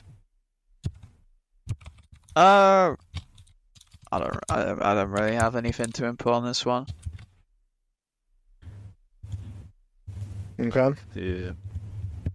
Yeah, I didn't know about the tweet that their team got fired. That makes a lot more sense. I think that's the only way it wouldn't happen. Not too concerned with it, but that really sucks for everyone. I wonder why they quit. You know, that's what everyone's wondering. They didn't quit. The company had laid off the team that was going to be organizing Runefest. Oh, yeah, they laid off over half of the workers, and then they had also not paid past performers, so they were really bad in debt. Nice. Pretty much the company. Yeah, that's ridiculous. I think it's not going to happen given that info. Well, it's not going to happen under their planning and stuff on time. Yeah. Yeah, Jagex themselves can still host it, but that adds a lot of work for them, since they were originally going to let the Player One thing handle all that, the set building and all that kind of stuff. Why all of a sudden has this received so much difficulty? I feel like in the past, didn't it just kind of go according to plan?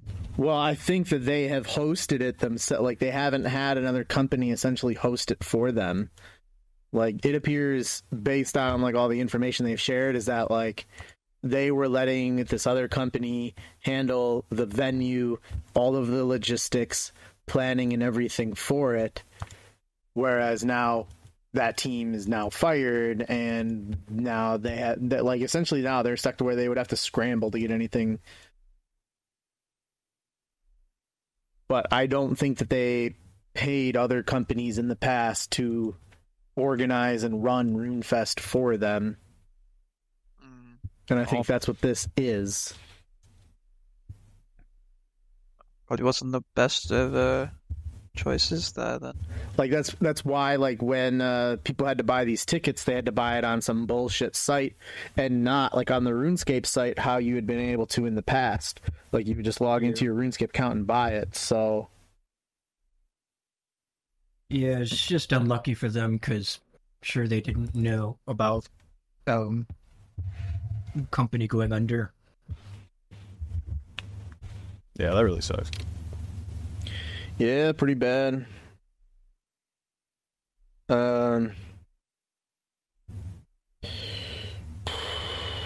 It sucks. I mean, like, Sucks for the people who bought scalp tickets. Because there's no way they're going to get any refund. All the people who bought legit tickets are going to get refunds. yeah. I wonder, like, at what point do you, like, have to, like, do you get your money back on a flight or a hotel or whatever it may be? Like, I think that would be up to whoever you booked the hotel and flight with. Absolutely, absolutely. Because, like, dude, I got a hotel back in February. I was going to be going to something. I was going to a 2-day event, and I booked a hotel for 2 nights, and it was, you could either do like it was like $110 each night, or if you do it like a non-refundable of it, it'd be like $85 or $90. And I was like, well, I'm going to this fucking thing that's happening. I don't need a refund. So, like, I did the non-refundable. And I found out a week later that the event that I was going to in February got fucking canceled due to lack of people in attendance. And I called them, and they were like, nope, that's what you picked. You're out. So I was like, fuck. Cool. But, yeah, I mean, it sucks. I don't know. See how it goes. When I know some submitted topics we have submitted by Natiba. What is, in your opinion, your best or your favorite skill or skilling method that you've done on mobile? Like, what's your go-to?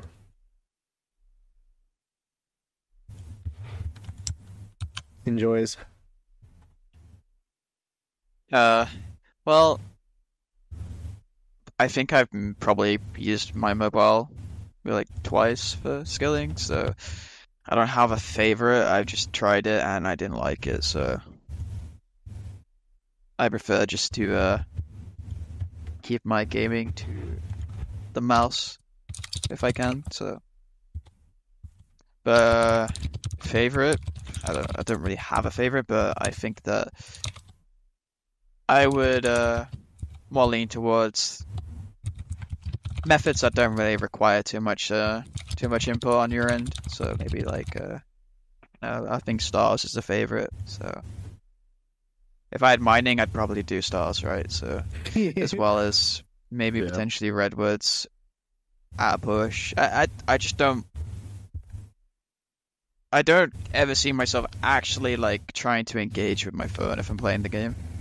It's more so I just want to do it so that I feel like I'm not, just wasting progress, essentially. I mean, it's essentially just a companion to... Yeah. It's kind of curious. I'm kind of like it would be interesting to have like some actual like veteran RuneScape mobile players that are very good at mobile have implement this, rather than maybe just the AFK Andes that are just looking for passive XP. I'd say that's probably 90% of people that played mobile. Although I've seen like people have gotten like infernal capes on mobile. Yeah, I've seen some players, like some mobile only skillers that have surpassed even the skill level of people that use a mouse and keyboard. So it's very impressive what people can actually do on mobile with. You can use a mouse. You can use a mouse and keyboard on the mobile app now too. By the way, that I didn't even know that. That sounds like getting crazy. banned. That's Operation ball busting for you. Well, it exists. Also, mobile methods are kind of concerning, just from the sheer amount of mobile-related bans you see. I kind of feel skeptical even to use the mobile, because it's like if I go anywhere where there's a, kind of a popularity of buying, it's almost like a high risk at that point, especially if you're using Chrome Remote or something like that. I've done Blast Furnace. I'm a huge fan of doing that on mobile, because on your phone it's a wide screen, just like you'd have while doing like rune bars and blast furnace is actually pretty fun. How do you hit the on dispenser on the phone? Yeah, it's pretty annoying if you get if you mess that timing up. But yeah, I just walked by and spammed. I was actually getting like 400k on 400k on the mobile's crazy, bro. Yeah. No way, man. It's hard That's like people are probably fighting for their life trying to get that on keyboard. The hardest part is the stamina pot for sure, because I just withdraw all of them, then hold down right click essentially, and then drink, and then put. It's pretty hard, but I do it out on my deck sometimes, and not anymore though. But yeah, I like that. And then like I was saying before, I'm doing mining now, so I'll sometimes do like I don't know, motherlode mine, and then switch tabs to my spiritual warrior on RS3 on my phone. So I'm not even a hardcore mobile player, man. I'm just trying shit out. I run rooftops. Yeah, rooftops are great. And that was kind of nice, honestly. I kind of like just lost track of time doing that, to be fair, even though there's like honestly not much going on, but it's kind of the same concept as when you're on the desktop. You don't really focus on it too much. Where on the phone you don't either. You kind of just know where to put your farm, and everything just continues from there. Yeah, like it's really too.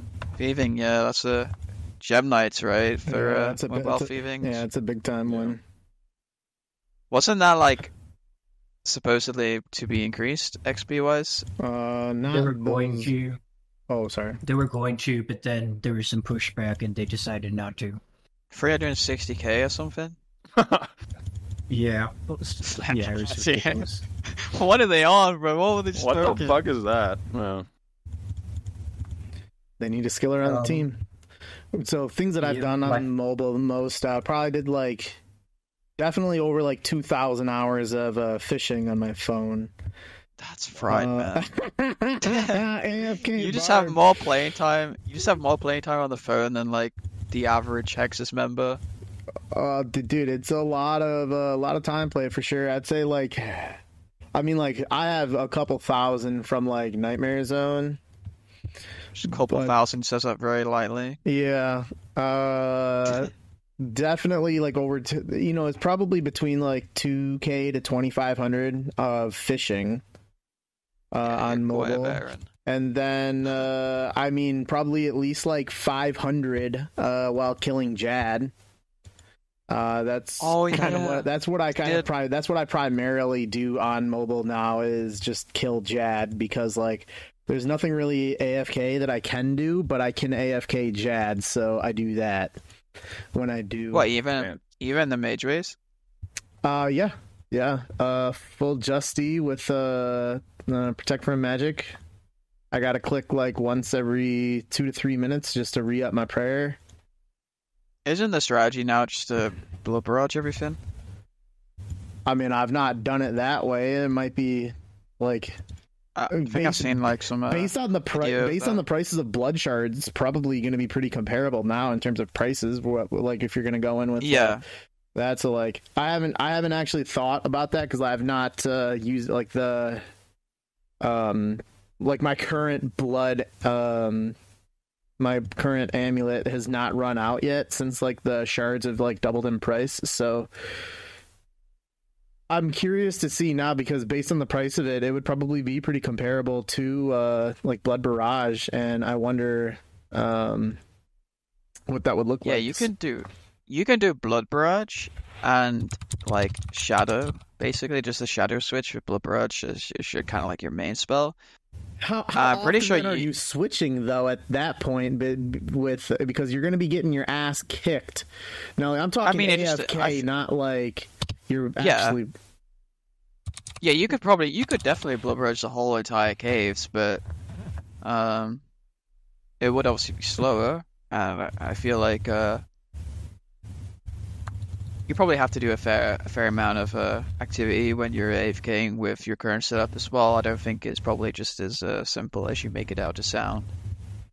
Oh no, for me, like, it's very fucking simple. Like, I don't need to look at the screen, and then this would apply for like Blood Barrage though. Like, you don't need to play. You don't even need to do anything for the first like 18, 19 minutes. Yeah, exactly. But I'm more referring to after and then that. like the next like 25 minutes after that, like a real shit, like full Justy with an Ellie and Blood Fury. It is like, you know, I Yeah, but what are you doing? I carry for with the me. mages? I'm fucking attacking them head on. And they're meleeing you. Yeah.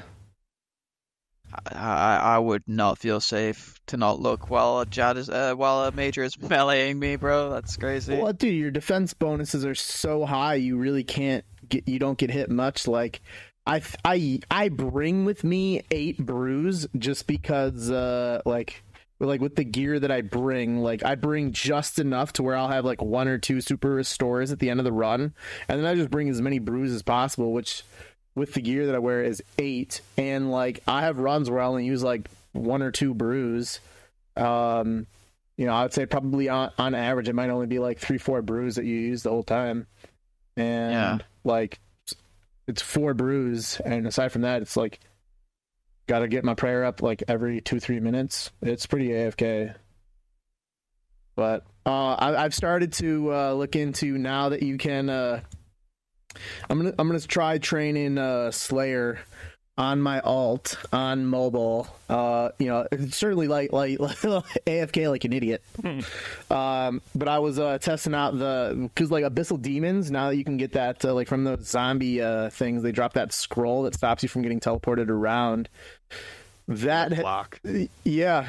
Well, like it's called something else now. Yeah. Well, like now, like with the Abyssal Demons, I'm gonna like, you know, like if you were trying to range those with the Veni bow, it wasn't really great. But like now with the Veni bow on mobile, like Abyssal Demons are pretty decent for turning on an alt. Now we just need a scroll to stop the NPC from teleporting. Yeah, it would be really looking good, but I would say okay. So going back to the actual question, my favorite method to do is fishing. I liked that more than woodcutting, but I liked fishing as my favorite method for doing. Yeah, mine was. Oh, sorry. Mobile load, right? Mine was either redwoods or I did do some Rune 2Hs during a smithing comp. Oh yeah, with the new change, or I did learn about you can change the tap delay, so then it'll bring up the right click menu, and with that, it makes it not that bad to do 2-tick swordfish, and same for construction, because you can essentially double tap and it'll do the harpoon spot instead of the lobster pot spot or option. Okay. Oh wow. Yeah. Have you tried Slayer on the phone? Slayer? No. How many alts do you need for that for you? I use that. JCW was using. Yeah, I think JCW was using 2 when he was doing it. Oh well. Yeah, and 3 or 4 sometimes too. What would be the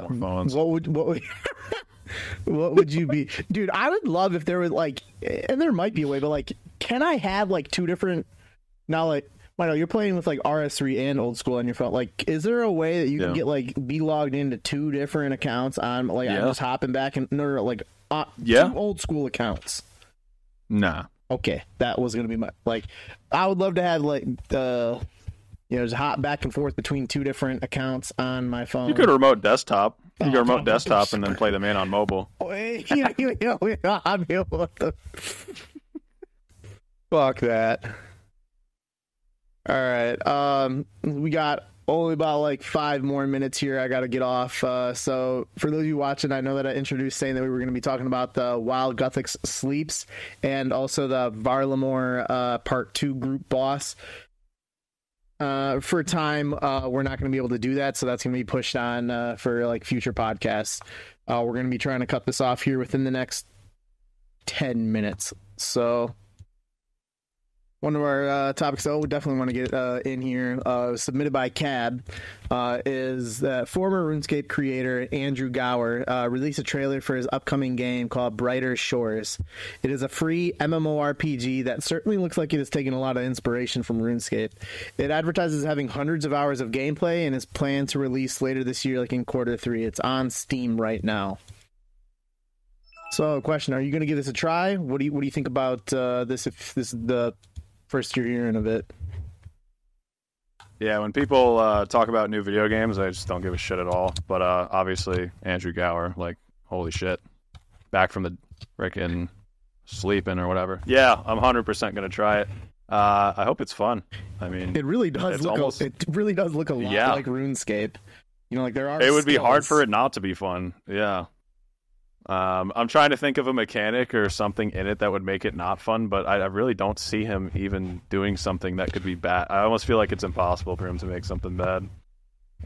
But it's certainly possible, but, you know, depends how you view it. Yeah, I'm giving it a try.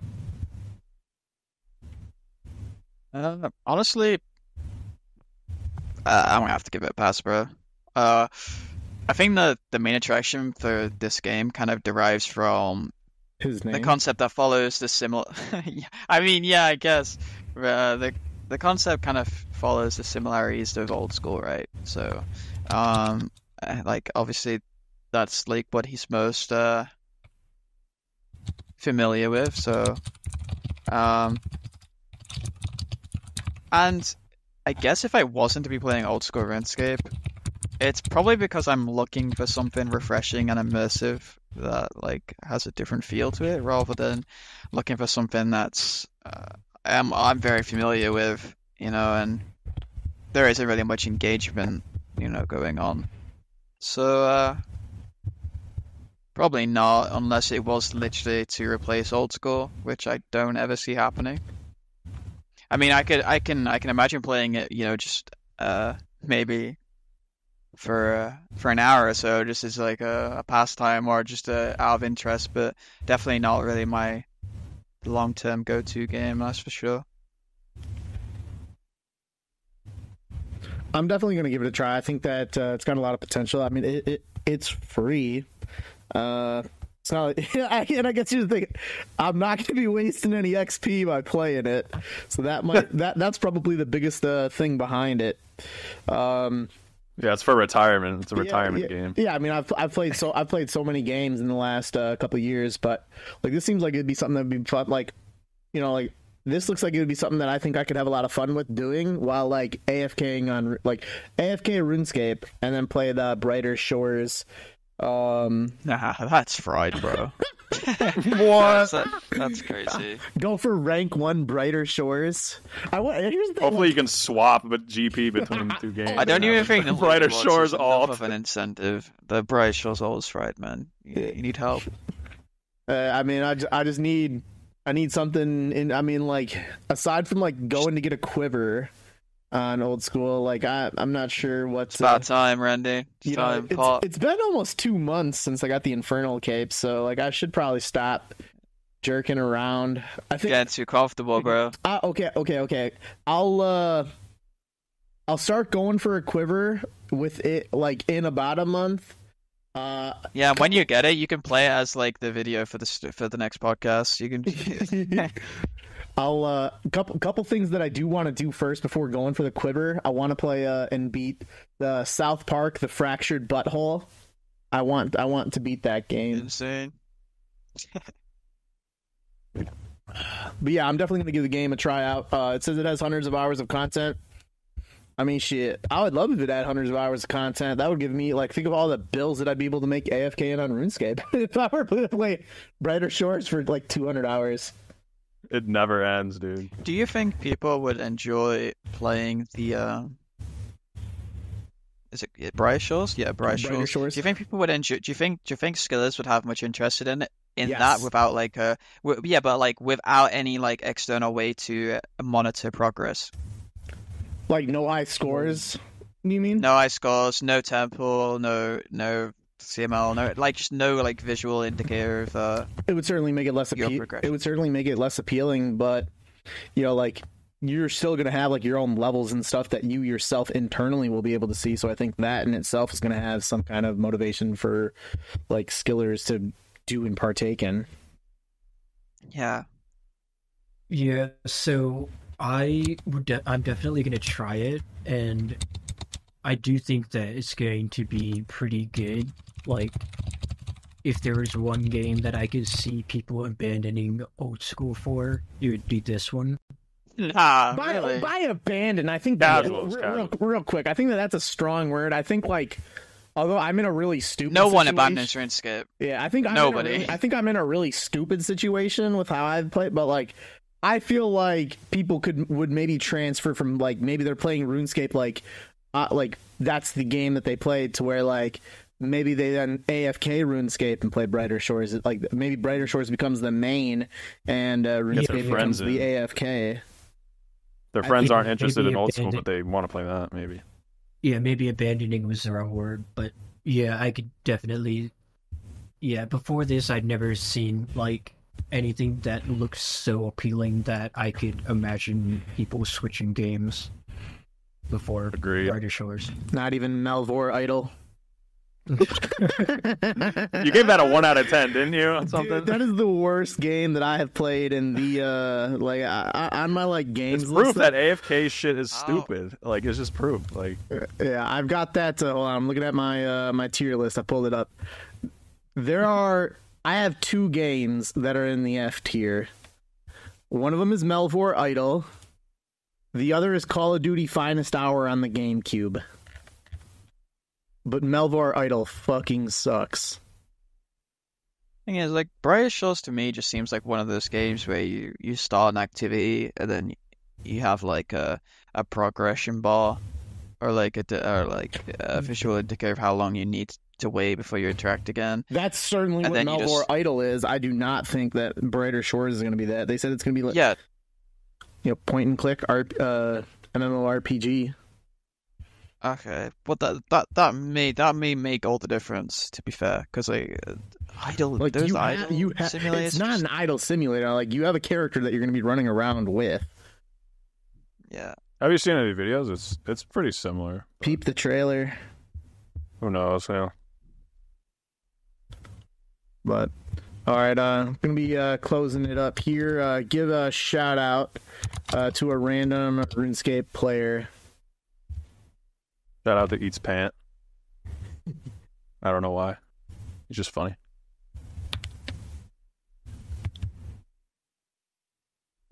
We give him 1, 2 enjoys. Honestly, shout out to everybody that's involved in still continuing to stream RuneScape skilling. You know, I think we need to see more skilling streamers, and they definitely deserve all the credit right now. It's a lost, pastime for many. Like, that's the thing about like streaming is I feel like I would like to stream, but like I don't skill, so like I don't know. Jad. No, I wouldn't. That's primarily mobile. All right, guys. So when he slams the ground, you're gonna want to pray rains. Like I think like for the streaming, yeah, like there certainly would love if there was a lot more excitement. And I'm not talking about like us and maybe the couple hundred other people that do have the same mentality like us, but like general public, we see open up everything and. The top 50 streams or whatever the new fucking flavor of the month is. It's not, skilling. So, yeah, good shout there. I'm gonna give a shout out to Sebi. I've given him a lot of shout outs. He's been surprising me. But not only did he get the quiver, he went back and did all of the Grandmaster tasks for the Inferno. Yeah.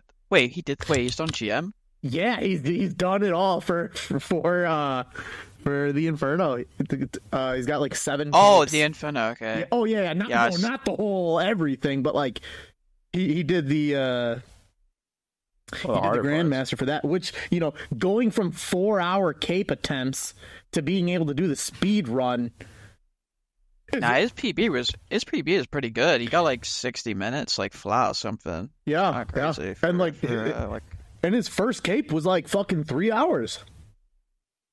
yeah, that I was caught off guard by that. I was like, how the hell did you go from a 3-hour cape to a 60-minute that's in like why, a few KC? Yeah, it's like, hey, you shout out Sebi, good shit, man.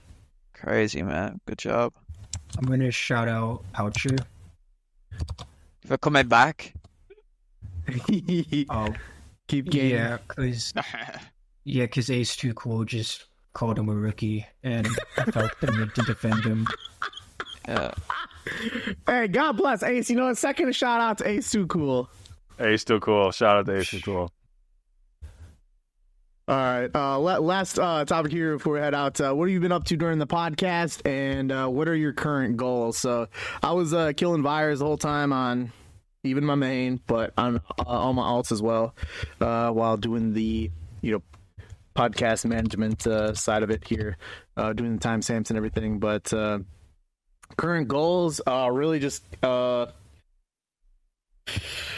would like to start making real progress towards like maxing my alt, and I'm gonna start and that's why I talked about like mobile Slayer. I'm gonna start trying to do Slayer on my phone more often on my alt, just to get that up and close to maxing, and then hey, like once that actually gets close to maxing, I've got fire making, agility, prayer, and construction that maybe I'll actually stream myself doing those. But in regards to the main, I mean, it would be cool to start attempting to get a quiver, but yeah, that's it really. I would like to also like try to do I haven't done, although yeah, like rank 1 Jad with like more KC than I think like 2, 3, and 4 combined. I have not completed the Grandmaster Jad task, so I think I'm gonna try and get that done. Because like my goal is to eventually stop at 2,000. But yeah, what about you boys? I've been doing Granite this whole time, and I've been doing Sandstone too, just lining it up and spam clicking when I'm trying to think of something. Also playing Spiritual Warrior on RS3. I've tried, like I said before, I've tried Rune Drags, but I'm really just trying to do one RS3 and then one old school account, because I mean, if you guys don't play Runescape 3 alts, you can click once every 6 minutes and get like 400k GP an hour, but I'm trying to upgrade that right now to 1 mil. You can get 1 mil old school an hour, 6-minute AFK. Holy! Is that the thing that Fedora been doing? Yeah, he and Rune have been showing me that and helping me. Yeah, did he do that whole spreadsheet? I've been opening that every single day. I've heard of stuff, but like I just hate RS3 so much that I'd rather not. Me too. I've only got one account that can do the Spiritual Warriors, so I just don't feel like putting in effort. Yeah, I just hate Sins of the Father so much. So it got to be pretty shitty after like the 12th time. I died like 6 times in my ultimate trying to do it. It's so annoying. Yeah, I just finished smithing at 185 mil, finishing the rest with Infernal Pick. Hopefully to finish mining 200 mil this year, and then maybe do mud runes, because I am broke as hell. Always have been. So, yep, that's me. So I've been running laps at the good old RD.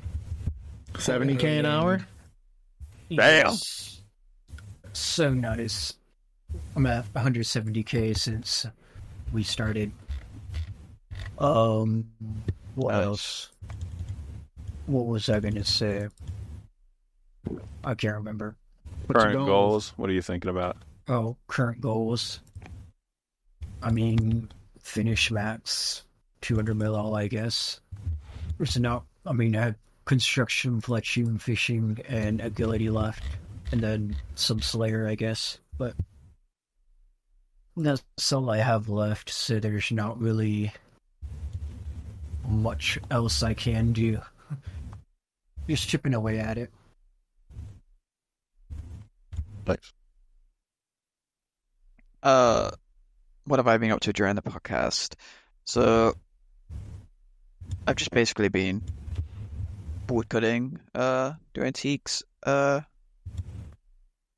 of like recently doing like attempts for hour records. So that's been keeping me a little bit busy. Tell us about it.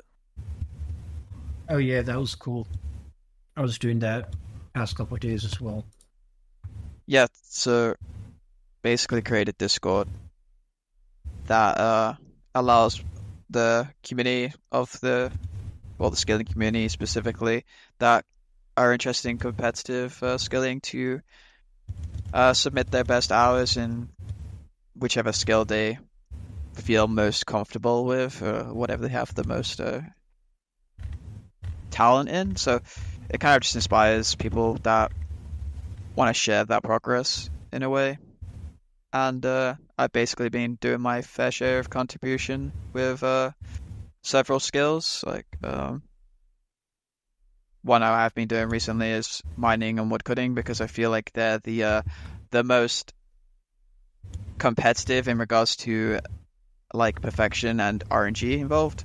So I feel like there's a lot of replayability with those particular skills, like gatherers in general. Even there's always like there's always competition for those skills, because it only takes one extra resource to compete. You know, it's not like you get a certain XP, then that's it. You know, they can't be improved on. You know, there's always room for improvement. So it encourages people to keep going for the best RNG and the best performance you can put, and combine them both. So that's been keeping me busy. Current goals are probably just try to stay focused on 200 mole as much as I can. How far are you off? Only like 1,000? 500? Probably 1,000 or so. Okay. I have like most of the skills I have left are very, very fast. There isn't really many hours that go into them, apart from perhaps rune crafting. I mean that is just dependent on if I want to go fast by basically buying my way through it, or if I want to take it slow because I can, and there's really no rush due to the leaderboard's changing eventually. So yeah, just as long as you get there before. Yeah, I guess it just comes down to how much time is actually available to finish. But I mean, like I'm in by no means in any race to finish the game. I kind of enjoy playing the game, so removing all the fun elements to it kind of sucks. Yeah, so I wanted to say, like, I like the Discord. The best parts about it, I think, is the doing 1 hour records instead of 6 hours. That way, pretty much anybody can send several attempts whenever they can. They don't have to have like a whole chunk of time carved out of their day to do that. And I liked being able to do multi-skilling, like drift ant fishing. You can't ever do that on Temple Records stuff. Yeah, there's no way to archive your progress with that skill.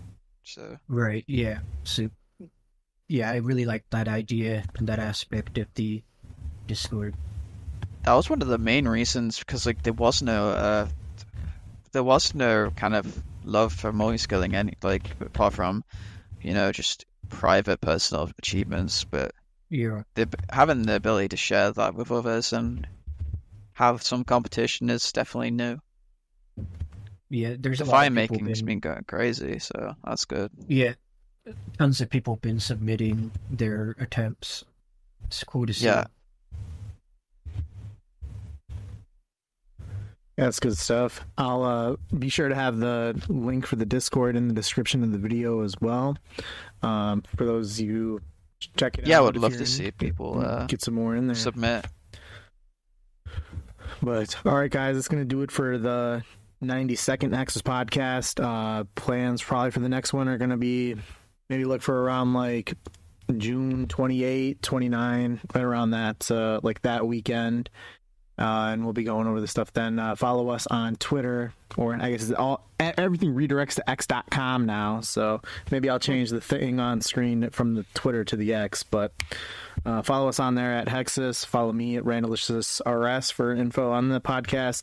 Again, check out the older podcasts with their audio enhanced on Spotify. On the YouTube videos, I'm gonna put a link to the Spotify enhanced version for that. That all should be done before the next podcast. But thank you guys all for watching the podcast, and we'll see you next time. See ya. See you.